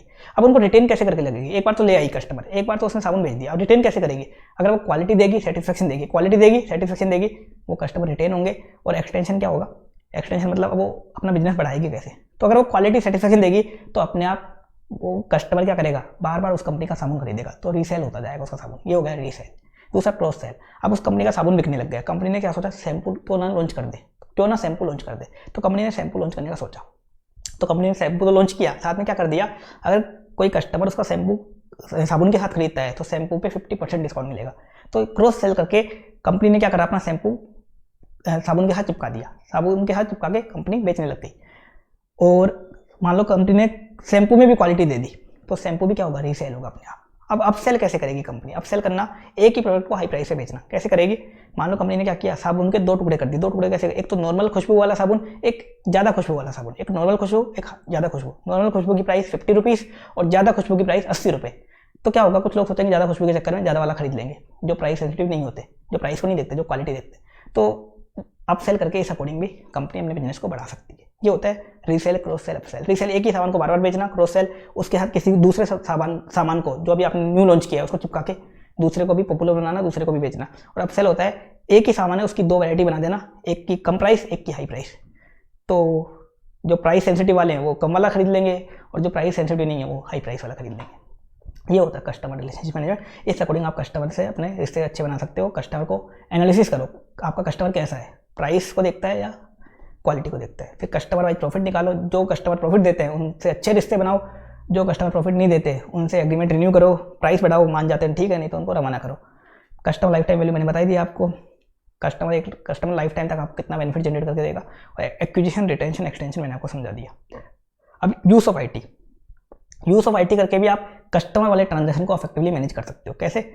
एक तो आप ऑर्डर कलेक्ट करने में इन्फॉर्मेशन टेक्नोलॉजी का यूज़ करो, ऑनलाइन ऑर्डर कलेक्ट करा करो, या ऑर्डर कलेक्ट करने में कैसे भी इन्फॉर्मेशन टेक्नोलॉजी का यूज़ करो। दूसरा, सेल्स को रिकॉर्ड करने में आप आईटी का यूज़ करो। सेल्स को रिकॉर्ड करने में कैसे यूज़ करोगे? जैसे आपने देखा होगा डीमार्ट वगैरह में बारकोड स्कैनर होते हैं, वो सेल्स रिकॉर्ड करने के लिए क्या करते हैं? बारकोड स्कैनर करते हैं और तुरंत सेल्स रिकॉर्ड करते हैं। तो use of EPOS, electronic point of sale, electronic point of sale आप रिकॉर्ड करके सेल्स को रिकॉर्ड करो, आपकी एक्टिविटी अपने आप इफेक्टिवली मैनेज हो जाएगी। ये था डाउनस्ट्रीम सप्लाई चेन मैनेजमेंट, कुछ ज़्यादा काम का नहीं था, जो भी था मैंने बता दिया, फालतू थे ये पॉइंट्स, करना चाहो तो कर लेना। तो ये क्या बोलता है अपस्ट्रीम और डाउनस्ट्रीम की दो एक्टिविटी सबसे मेन होती है सप्लाई चेन में, तो सप्लायर वाली एक्टिविटी, एक कस्टमर वाली एक्टिविटी। इनको ज़्यादा अच्छे से कैसे मैनेज करोगे तो इसके लिए डिटेल में पॉइंट बता रखा है। तो एक तो सप्लायर रिलेशनशिप मैनेजमेंट और यूज़ ऑफ आईटी सप्लायर वाले के केस में, और कस्टमर वाले केस में कस्टमर रिलेशनशिप मैनेजमेंट और यूज़ ऑफ आईटी। अब आते हैं ई कॉमर्स एंड एससीएम। अगर ई कॉमर्स बिजनेस है तो वहाँ सप्लाई चेन मैनेजमेंट की जरूरत है क्या? वहाँ ज़्यादा जरूरत है, वहाँ बल्कि ज़्यादा जरूरत कैसे है? अगर कोई कस्टमर ऑनलाइन खरीदता है, ऑनलाइन ऑर्डर करता है, तो उसको क्या चाहता है वो कि उसके पास जल्द से जल्द उसका माल आ जाए, जो भी उसने ऑर्डर किया है, और अच्छी क्वालिटी का आ जाए। जल्द से जल्द आ जाए ऑर्डर और अच्छी क्वालिटी का आ जाए, यही तो चाहता है। आप मान लो कभी अमेजन, फ्लिपकार्ट से ऑर्डर करते हो तो क्या चाहते हो? जल्द से जल्द आपके पास गुड्स आ जाए और अच्छी क्वालिटी का आ जाए, ये चाहते हो। तो supply chain management e commerce business में ज़्यादा जरूरी है, वो हर एक्टिविटी में ज़्यादा जरूरी है, चाहे कोई सी भी एक्टिविटी हो, चाहे वो कस्टमर ऑर्डर वाला स्टेज हो, चाहे प्रोक्योरमेंट वाला हो, चाहे प्रोडक्शन वाला, लॉजिस्टिक वाला हो, हर जगह ज़्यादा जरूरी है। जबकि कस्टमर ऑर्डर और प्रोक्योरमेंट में थोड़ा स्पेशल चीज़ें और देखते हैं, मतलब प्लानिंग वाली एक्टिविटी में और प्रोक्योरमेंट में थोड़ी स्पेशल चीज़ें और देखते हैं। एक तो कस्टमर का ऑर्डर के लिए आपको क्या करना पड़ेगा कि आप ऐसा सिस्टम डेवलप कर दो, जैसे ही कस्टमर ने ऑनलाइन ऑर्डर किया तुरंत आपको मिल जाए। कस्टमर ने आपकी वेबसाइट पे ऑनलाइन ऑर्डर किया, तुरंत आपके पास ऑर्डर आ जाए। ऐसा नहीं कि आज कस्टमर ने ऑर्डर किया 4 दिन बाद आपके पास आ रहा है। तो आप इफेक्टिव मैकेनिज्म लगाओ ताकि कस्टमर का ऑर्डर तुरंत कैप्चर कर पाओ। इसके लिए आप ERP सिस्टम लगा सकते हो। प्रोक्योरमेंट में भी एक स्पेशल पॉइंट है, आप सप्लायर के साथ अपना कम्युनिकेशन को सीमलेस करो, ऑनलाइन कम्युनिकेशन को स्टार्ट करो इंटीग्रेटेड ERP लगा के, ये बोलता है। बाकी प्रोडक्शन लॉजिस्टिक में जो अपन ने ऊपर पॉइंट देखे थे ना, कहाँ देखे थे? ये प्रोसेस में देखे थे, सेम टू सेम यही चाहिए अपने आपको। प्रोडक्शन में ये डिले ये वाला मेक वाला पॉइंट किया है, इस पर कस्टमर आपको प्रोडक्ट बना के कस्टमर को देना है, और डिलीवर में लॉजिस्टिक सिस्टम आपको स्ट्रॉन्ग करना है, एक्सीलेंट लॉजिस्टिक सिस्टम आपको करना है। ये पॉइंट यहाँ लिखने हैं, सेम है, बस कस्टमर ऑर्डर और प्रोक्योरमेंट में ये कुछ एक्स्ट्रा पॉइंट है जो मैंने बता दिया। तो SCM जो है, सप्लाई चेन मैनेजमेंट जो है, ई कॉमर्स बिजनेस में हर स्टेज में नेसेसरी है, हर स्टेज में नेसेसरी है। ये था ई कॉमर्स एंड SCM। अगला पॉइंट था की process in SCM business model. एक फालतू पॉइंट था, ये बोलता है SCM बिजनेस मॉडल अगर आप लगाते हो, supply chain management business model लगाते हो, तो कुछ स्पेशल बातें और हैं जिनका आपको ध्यान रखना है। क्या क्या स्पेशल बातें हैं देख लेते हैं। इन्फॉर्मेशन फ्लो, आपको अपने इन्फॉर्मेशन सिस्टम को दुरुस्त करना है, इन्फॉर्मेशन सिस्टम को दुरुस्त करना है ताकि आपके पास कस्टमर की क्या एक्सपेक्टेशन है या कस्टमर का क्या फीडबैक है आपके बारे में, वो तुरंत आपको पता चल जाए।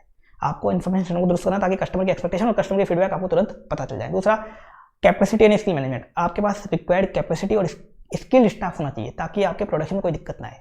मतलब आपके पास मान लो कैपेसिटी नहीं है, ऑर्डर कैसे पूरे करोगे? तो आपके पास कैपेसिटी की कमी नहीं होनी चाहिए। दूसरा, स्टाफ आपका स्किल्ड होना चाहिए ताकि ऑर्डर आराम से टाइमली पूरे हो सके और एज पर कस्टमर डिमांड पूरे हो सके। तीसरा, डिमांड मैनेजमेंट, ये बोलता है प्रोडक्ट की डिमांड कैसे जनरेट करोगे, तो इसके लिए क्या करना पड़ेगा? एडवर्टाइजमेंट करो, प्रमोशन करो। अगला, customer relationship management, supplier relationship management, ये दोनों अपन ने ऑलरेडी डिटेल में पढ़ लिए। कस्टमर से अच्छे संबंध कैसे बनाओगे, सप्लायर से अच्छे संबंध कैसे बनाओगे, पढ़ लिया अपन ने। अगला, सर्विस डिलीवरी मैनेजमेंट, ये बोलता है सर्विस की जो आप सर्विस देते हो आफ्टर सेल सर्विस, उसकी परफॉर्मेंस को आपको मॉनिटर करते रहना है, उसकी परफॉर्मेंस को आपको बार बार मॉनिटर करना है। और last, cash flow. Cash flow मतलब सप्लायर से जो पैसा आएगा, सब नहीं क्या बोलते हैं, कस्टमर से जो पैसा आएगा और सप्लायर को जो पेमेंट करोगे, कस्टमर से जो पैसा आएगा सप्लायर को जो पेमेंट करोगे, उसको आपको ठीक से रिकॉर्ड करना है। ये कुछ बातें और ध्यान रखनी है अगर आप SCM फॉलो करते हो। क्या क्या? Information flow, capacity and skill management, demand management, customer relationship management, supplier relationship management, service delivery management और कैश फ्लो। कैसे याद करोगे? ICDS, I for information flow, C for 3 C है यहाँ पे, customer relationship management, cash flow और capacity and skill management. D for demand management, 2 S है, service delivery management और सप्लायर रिलेशनशिप मैनेजमेंट। तो ICDS, जिसमें C 3 बार है, S 2 बार है। अगला था benefits of supply chain management. Supply chain management के क्या बेनिफिट होंगे? काफ़ी सारे बेनिफिट होंगे, आप अपने मन से लिख सकते हो, लेकिन मन से लिखने में मार्क्स नहीं मिलते, दिक्कत ये होती है। बाकी आप अगर सोच के लिखोगे ना ऊपर, तो कुछ बेनिफिट तो वैसे ही पता चल जाएंगे आपको। एक तो वेस्ट कम हो जाएगा, अगर आप अपनी एक्टिविटीज इफेक्टिवली मैनेज कर लोगे, वेस्ट कम हो जाएगा। दूसरा, सप्लाई चेन की कॉस्ट कम हो जाएगी, जो फ्लो ट्रांसफॉर्मेशन वाली एक्टिविटी होती है उनकी कॉस्ट कम हो जाएगी अगर आप उनको ठीक से मैनेज करोगे तो। तीसरा, कस्टमर सर्विस आप अच्छे से दे पाओगे, कस्टमर सर्विस अच्छे से टाइम पे दे पाओगे। बेटर डिलीवरी, आपका लॉजिस्टिक सिस्टम या डिलीवरी आपकी बेटर हो जाएगी। इसके अलावा ऑप्टिमम इन्वेंट्री, आप इन्वेंट्री एक ऑप्टिमम रखोगे। ऑप्टिमम क्यों रखोगे? या तो आप एस्टिमेटेड डिमांड के बेस पे प्रोडक्शन करोगे या एक्चुअल डिमांड के बेस पे। हवा में नहीं करोगे तो आपकी इन्वेंट्री लेवल क्या रहेगा? ऑप्टिमम रहेगा, हवा में ज़्यादा नहीं रहेगा। अगला, generating capabilities and becoming future ready, वो आपके अंदर क्षमता डेवलप कर देगा। क्या? एससीएम आपके अंदर ऐसी क्षमता डेवलप कर देगा ताकि आप फ्यूचर के लिए रेडी हो जाओ। ऐसी कैपेबिलिटीज आपके अंदर डेवलप कर देगा कौन? Supply chain management. अगला, सप्लायर से आपके संबंध अच्छे हो जाएंगे, अच्छे तो हो जाएंगे आप सप्लायर रिलेशनशिप मैनेजमेंट करोगे तो। अगला है एज एंड ट्रांसपेरेंसी, आपके पूरे बिजनेस में ट्रांसपेरेंसी वगैरह आ जाएगी। ये कुछ बेनिफिट दे रखे हैं। Minimise waste, reduce supply chain cost, better customer service, better delivery, optimum inventory, generating capabilities and becoming future ready, improve supplier relationship और एज एंड ट्रांसपेरेंसी। कैसे याद करोगे? मिस्टर बोगी, मिस्टर बोगी, मिस्टर बोगी, मिस्टर बोगी, मिस्टर बोगी करके याद कर सकते हो। मैंने लाइन से लगा दिया इनको, लाइन से मिस्टर बोगी, आराम से याद कर सकते हो इनको। अगला है सर्विस लेवल एग्रीमेंट।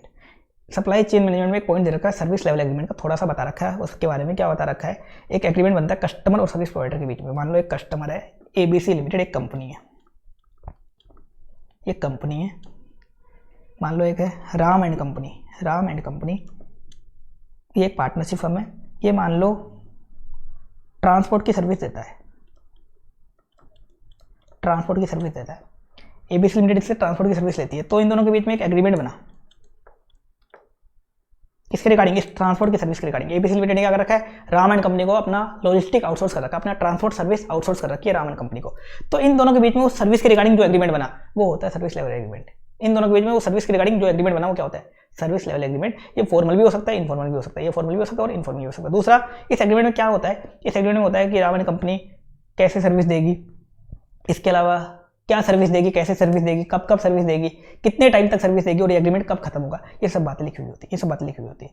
ऐसे मान लो एक पर्सन है, ABC लिमिटेड एक कंपनी है, एक RSA एसोसिएट एक फर्म है, CA फर्म है, मान लो CA firm. Ram and company से अकाउंटिंग करवाती है अपनी, मतलब राम एंड कंपनी ने इसको अकाउंटिंग आउटसोर्स कर रखी है।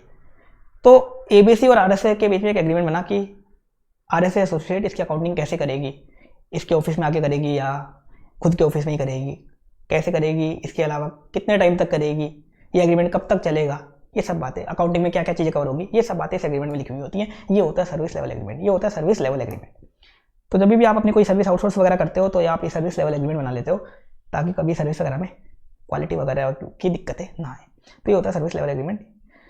इसमें लास्ट पॉइंट बता रखा था supply chain management, customer life time value, इसको डिटेल में बता रखा था। कस्टमर लाइफ टाइम वैल्यू एक प्रैक्टिकल कंसेप्ट। ये क्या बोलता है? आपने अपने आप से एक कस्टमर जोड़ लिया। कस्टमर कैसे जोड़ा? आपने कस्टमर को डिस्काउंट्स दिए, ऑफर दिए, कूपन वगैरह दिए, फ्री में चीज़ें बांटी, वो कस्टमर आपसे जुड़ गया। अब वो कस्टमर आपसे जुड़ गया, अब वो कस्टमर लाइफ टाइम तक आपसे जुड़ गया मान लो। अब वो लाइफ टाइम तक कितना बेनिफिट जनरेट करके देगा? वो लाइफ टाइम तक आपको जितना बेनिफिट जनरेट करके देगा उसका NPV करना क्या होता है? Customer life time value. वो कस्टमर लाइफ टाइम तक जितना बेनिफिट जनरेट करके देगा, जितना बेनिफिट जनरेट करके देगा उसका NPV निकालना, उसका नेट प्रेजेंट वैल्यू निकालना क्या होता है? Customer life time value. जैसे जियो ने फ्री में कूपन वगैरह बांट के, फ्री में नेट वगैरह बांट के कस्टमर जोड़ लिए थे अपने से। अब वो कस्टमर क्या हो गए? हमेशा से जियो के हो गए। अब वो हमेशा जियो का रिचार्ज करवाते हैं और लाइफ टाइम तक जियो से जुड़ गए। अब वो कस्टमर लाइफ टाइम तक जियो को जितना बेनिफिट जनरेट करके देगा उसका PV निकालना क्या होता है? उसका NPV निकालना क्या होता है? Customer life time value. अब NPV निकालने का फॉर्मूला आपने CA इंटर में पढ़ रखा है। क्या होता है? PV of inflow minus PV of outflow, PV of inflow minus PV of outflow. अब PV ऑफ इनफ्लो और PV ऑफ आउटफ्लो, तो यहाँ पे अपन को NPV निकालनी है। NPV निकालनी है किसकी?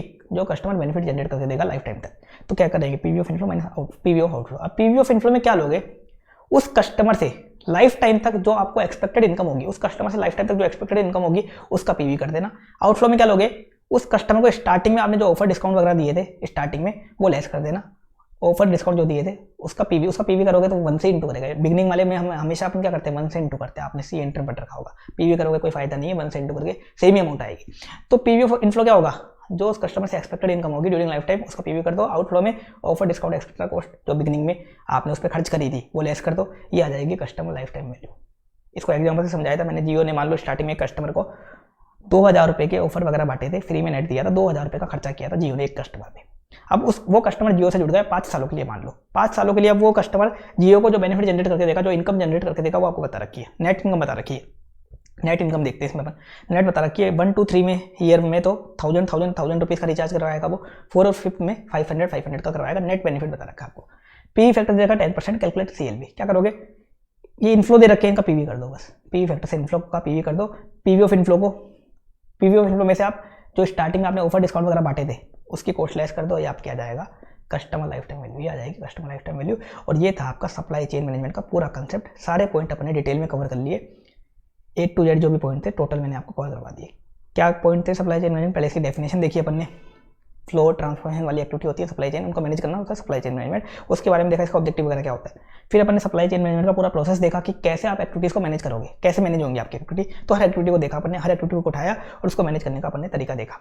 फिर अपन ने टाइप्स ऑफ सप्लाई चेन देखे, पुश मॉडल, पुल मॉडल। इसके बाद अपस्ट्रीम और डाउनस्ट्रीम, सप्लायर वाली एक्टिविटी और कस्टमर वाली एक्टिविटी को इफेक्टिवली कैसे मैनेज करोगे उसके लिए अपस्ट्रीम और डाउनस्ट्रीम अपन ने पढ़ लिया। उसके बाद अपन ने इसमें ई कॉमर्स बिजनेस में SCM जरूरी है या नहीं है उसके बारे में अपन ने देखा, ज़्यादा जरूरी है ये देखा अपन ने। फिर SCM बिजनेस मॉडल में कुछ की प्रोसेस बता रखे हैं, कुछ स्पेशल बातें बता रखी है जो आपको ध्यान रखनी है, उसके बारे में अपन ने देखा। उसके बाद बता रखा है सप्लाई चेन मैनेजमेंट के बेनिफिट थे कि बेनिफिट्स मिस्टर बोगी।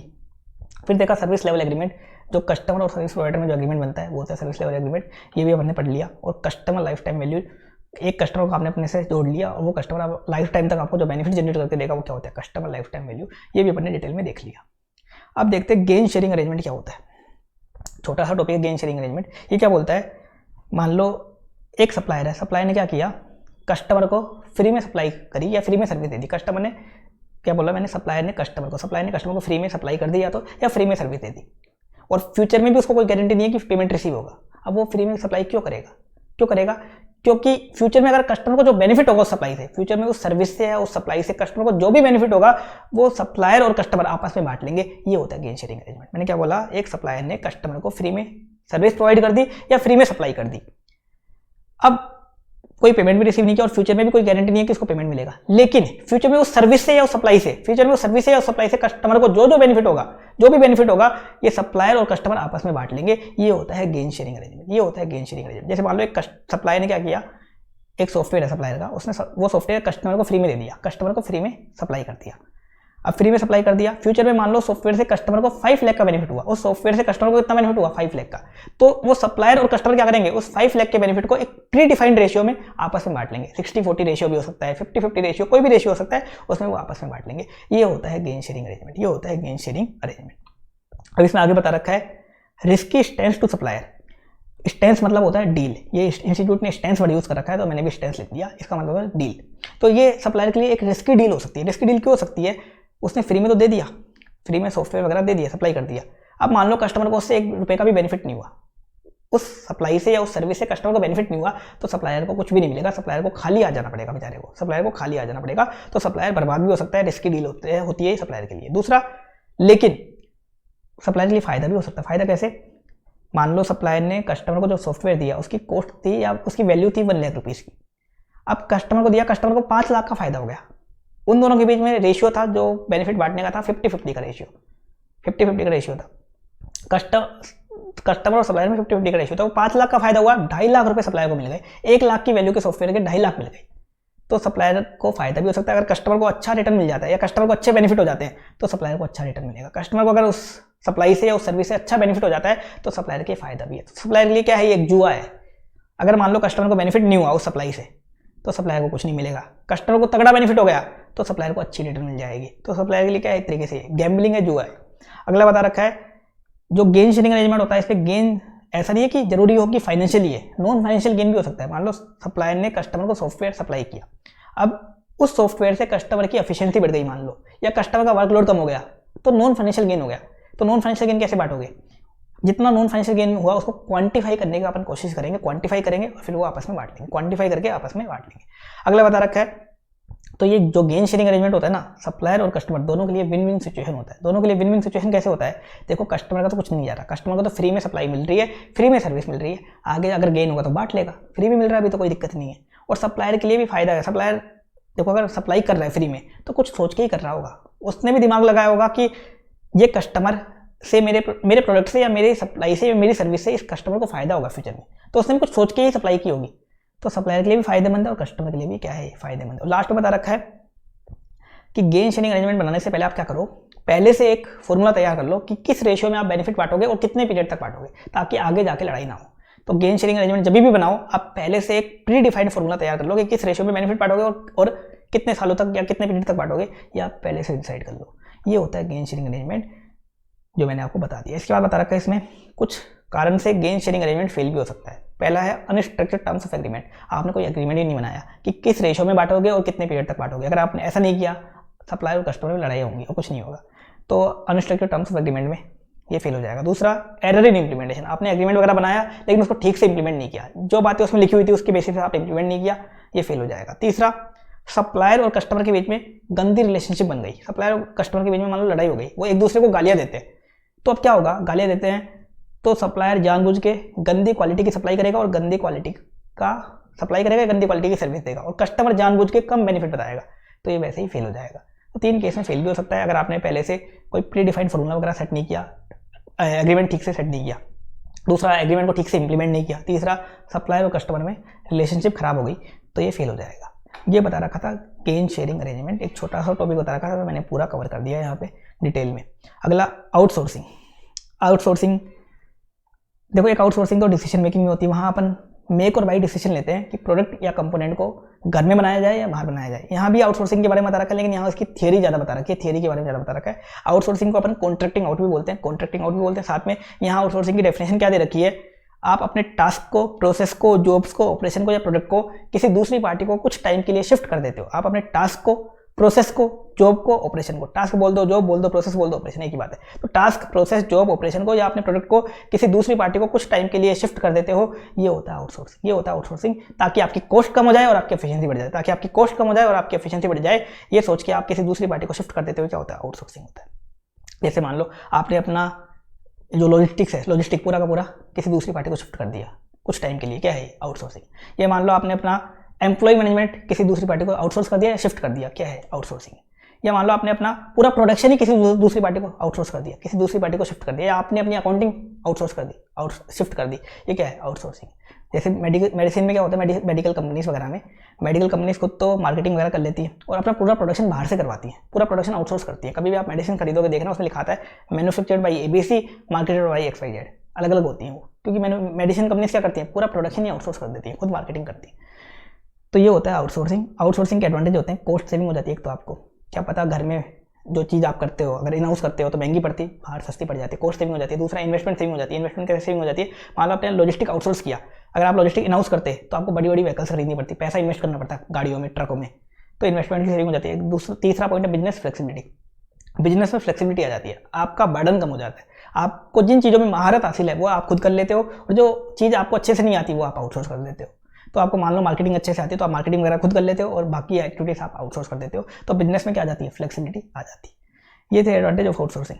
अब जो आउटसोर्सिंग होती है इसके कुछ डिसएडवांटेज बता रखे हैं, कुछ इश्यूज बता रखे हैं। तो क्या इश्यूज बता रखे हैं, पहला तो बता रखा है आपका जो सेंसिटिव डाटा है वो मिसयूज हो सकता है, या आपकी कॉन्फिडेंशियलिटी अफेक्ट हो सकती है। आपने मान लो अपनी अकाउंटिंग आउटसोर्स करी, अब अकाउंटिंग आउटसोर्स करी किसी थर्ड पार्टी को, उसने मान लो क्या करा, आपका डाटा मिसयूज कर लिया या आपकी कॉन्फिडेंशियलिटी को अफेक्ट किया, तो ये दिक्कत आ सकती है। दूसरा, क्वालिटी प्रॉब्लम्स भी आ सकती है। आपने मान लो कोई प्रोडक्ट आउटसोर्स किया, पहले घर में अच्छा बनता था, बाहर बेकार क्वालिटी का बन रहा है, तो ये दिक्कतें भी आ सकती है, क्वालिटी प्रॉब्लम्स भी आ सकती हैं।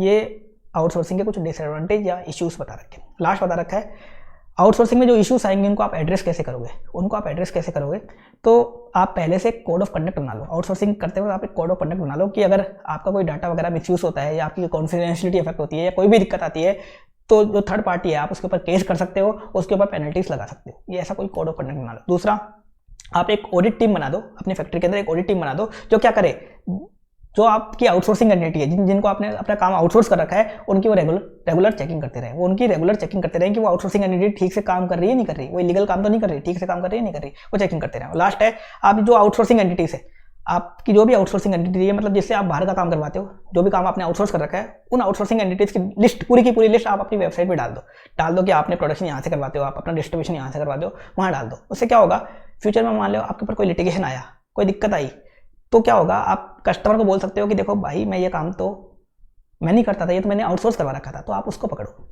तो इस अकॉर्डिंग आपके ऊपर बर्डन कम हो जाएगा। फ्यूचर में कोई लिटिगेशन वगैरह आया, कोई क्लेम वगैरह आया, तो क्या होगा, कस्टमर आपको तो गालियाँ देगा ही, लेकिन सामने वाला जो आउटसोर्स वाला है उसको भी गालियाँ सुनाएगा। तो ये आप काम कर सकते हो। ये कुछ इश्यूज बता रखे हैं आउटसोर्सिंग में। कैसे एड्रेस करोगे तरीका बता रखा है। ये मैंने पूरा आउटसोर्सिंग वाला टॉपिक आपका कवर कर दिया और ये चैप्टर अपना पूरा डिटेल में कवर करवा दिया मैंने आपको। अब आप इस चैप्टर का कोई भी क्वेश्चन करोगे, प्रैक्टिकल क्वेश्चन या कोई भी केस स्टडी, आपके टोटल क्वेश्चन कवर हो जाएंगे, टोटल क्वेश्चन आपके सोल्व भी हो जाएंगे। तो जो भी टॉपिक थे इस चैप्टर के अपन ने कवर कर लिए, एक बार आप टॉपिक देख सकते हो इस चैप्टर के। वो चैप्टर काफ़ी ज़्यादा इंपॉर्टेंट है, इससे थियरी भी आ सकती है और प्रैक्टिकल क्वेश्चन भी आ सकता है। तो काफ़ी अच्छे से इस चैप्टर को कर लेना। 30 मार्क्स तक ये चैप्टर आ चुका, 30-40 मार्क्स तक भी ये चैप्टर आ चुका। तो इस चैप्टर को आप अच्छे से कवर कर लेना। एक बार अपन स्टडी मैट और देख लेते हैं, जो टॉपिक्स थे स्टडी मैट में देख लो आप। ये चैप्टर था आपका क्वालिटी मैनेजमेंट देखा, इसमें अपन ने cost of quality, TQM, business excellence model, business में बाल्ट्रिज भी, EFQM सारे देख लिए, थियरी ऑफ कंस्ट्रेंट देख लिया, थ्रूपुट अकाउंटिंग देख लिया, सप्लाई चेन मैनेजमेंट पूरा डिटेल में देख लिया, सप्लाई चेन मैनेजमेंट जो भी चीज़ें थी सारी चीज़ें देख ली, गेन शेयरिंग अरेंजमेंट, आउटसोर्सिंग, ये सारे टॉपिक अपन ने कवर किए। सबसे पहले इसे कॉस्ट ऑफ क्वालिटी के बारे में बता रखा था। सबसे पहले कॉस्ट ऑफ क्वालिटी अपन ने स्टार्ट किया। कॉस्ट ऑफ क्वालिटी में अपन ने सब देखे कंपोनेंट्स क्या क्या होते हैं, prevention cost, appraisal cost, internal feature, external feature, total example मैंने लिखवा दिया, आपको देखने की कोई रिक्वायरमेंट नहीं है, सब कवर करवा दिए मैंने। क्वेश्चन अपन ने टोटल क्लास में कर लिए थे, जो भी इलस्ट्रेशन थे एक्सरसाइज के सारे क्वेश्चन बैंक में कवर थे, टोटल अपन ने क्लास में कर लिए थे। ऑप्टिमल कॉस्ट ऑफ क्वालिटी क्या होती है ये भी अपन ने देखा था, सीखा था। ये क्वेश्चन, केस सिनेरियो, इलस्ट्रेशन वगैरह, एग्जाम्पल सब टोटल क्लास में कवर कर लिए थे अपन ने। अब इसके बाद अपना आया TQM देखा अपन ने, टोटल क्वालिटी मैनेजमेंट, इसके बारे में टोटल 6C वगैरह इसके देखे अपन ने, डेमिंग के 14 पॉइंट वगैरह देखे अपन ने, PDCA साइकिल देखी। तो TQM पूरा कवर कर लिया था अपन ने। उसके बाद बिजनेस एक्सीलेंस मॉडल अपन ने स्टार्ट किया था। बिजनेस एक्सीलेंस मॉडल के बारे में जाना, कौन कौन से होते हैं वो पढ़ा था अपन ने। EFQM मॉडल जितना आपके बारे में बता रखा था, जो मॉड्यूल है इसके बारे में जो भी बता रखा था वो देखा था, रडार देखा था इसका। उसके बाद बाल्टेज क्राइटेरिया के बारे में जो बता रखा था वो मैंने आपको करवा दिया। ये बिजनेस एक्सीलेंस मॉडल था जो अपने पूरा डिटेल में कर लिया। फिर theory of constraint, throughput accounting अपन ने देखा था। थियरी ऑफ कंस्ट्रेंट के बारे में पूरा समझा था कि कैसे क्या निकालते हैं, पूरी कैलकुलेशन वगैरह देखी थी, इसकी स्टेप देखी थी, गोल्ड रेट की 5 स्टेप देखी थी रिमूव करने की, वो गोल्ड रेट की 5 स्टेप वगैरह भी देखी थी अपन ने, थ्रूपुट अकाउंटिंग देखी थी, क्वेश्चन वगैरह कर ही लिए थे अपन ने। इसके अलावा सप्लाई चेन मैनेजमेंट अपन ने स्टार्ट किया था। सप्लाई चेन मैनेजमेंट में टोटल चीज़ें देखी थी अपन ने, इसकी एक्टिविटीज़ वगैरह देखी थी, ये की प्रोसेस जो SCM बिजनेस के होते हैं वो देखे थे, पुल सिस्टम के बारे में जाना था अपन ने। Upstream and downstream supply chain देखा था पूरा डिटेल में। अपस्ट्रीम डाउनस्ट्रीम सप्लाई चेन देखने के बाद प्रोक्योरमेंट के बारे में अपन ने देख लिया था अपस्ट्रीम सप्लाई में। इसके बाद डाउनस्ट्रीम पूरा देख लिया था, कस्टमर अकाउंट प्रॉफिटेबिलिटी वगैरह ये सारे पॉइंट कवर कर लिए थे। कस्टमर लाइफ टाइम वैल्यू अपन ने कवर किया था डिटेल में। ये सर्विस लेवल एग्रीमेंट अपन ने देख लिया था, जो छोटा सा टॉपिक दे रखा था वो अपन ने पूरा देख लिया था। सप्लाई चेन मैनेजमेंट के बेनिफिट्स वगैरह देख लिए थे अपन ने। गेन शेयरिंग अरेंजमेंट देखा था, एक छोटा सा टॉपिक था, क्वेश्चन वगैरह तो कर ही लिए थे। एक आउटसोर्सिंग देखा था, आउटसोर्सिंग के एडवांटेज डिसएडवांटेज वगैरह ये देख के ये चैप्टर अपन ने पूरा कंप्लीट कर लिया था। ये था अपना चैप्टर नंबर 2 जो मैंने आपको डिटेल में पूरा का पूरा कवर करवा दिया। ये एक बार आप फिर से अच्छे से रिवाइज कर लेना और कोई डाउट आए तो आप मुझसे पूछ लेना। तो आज के लिए इतना ही है। Thank you so much.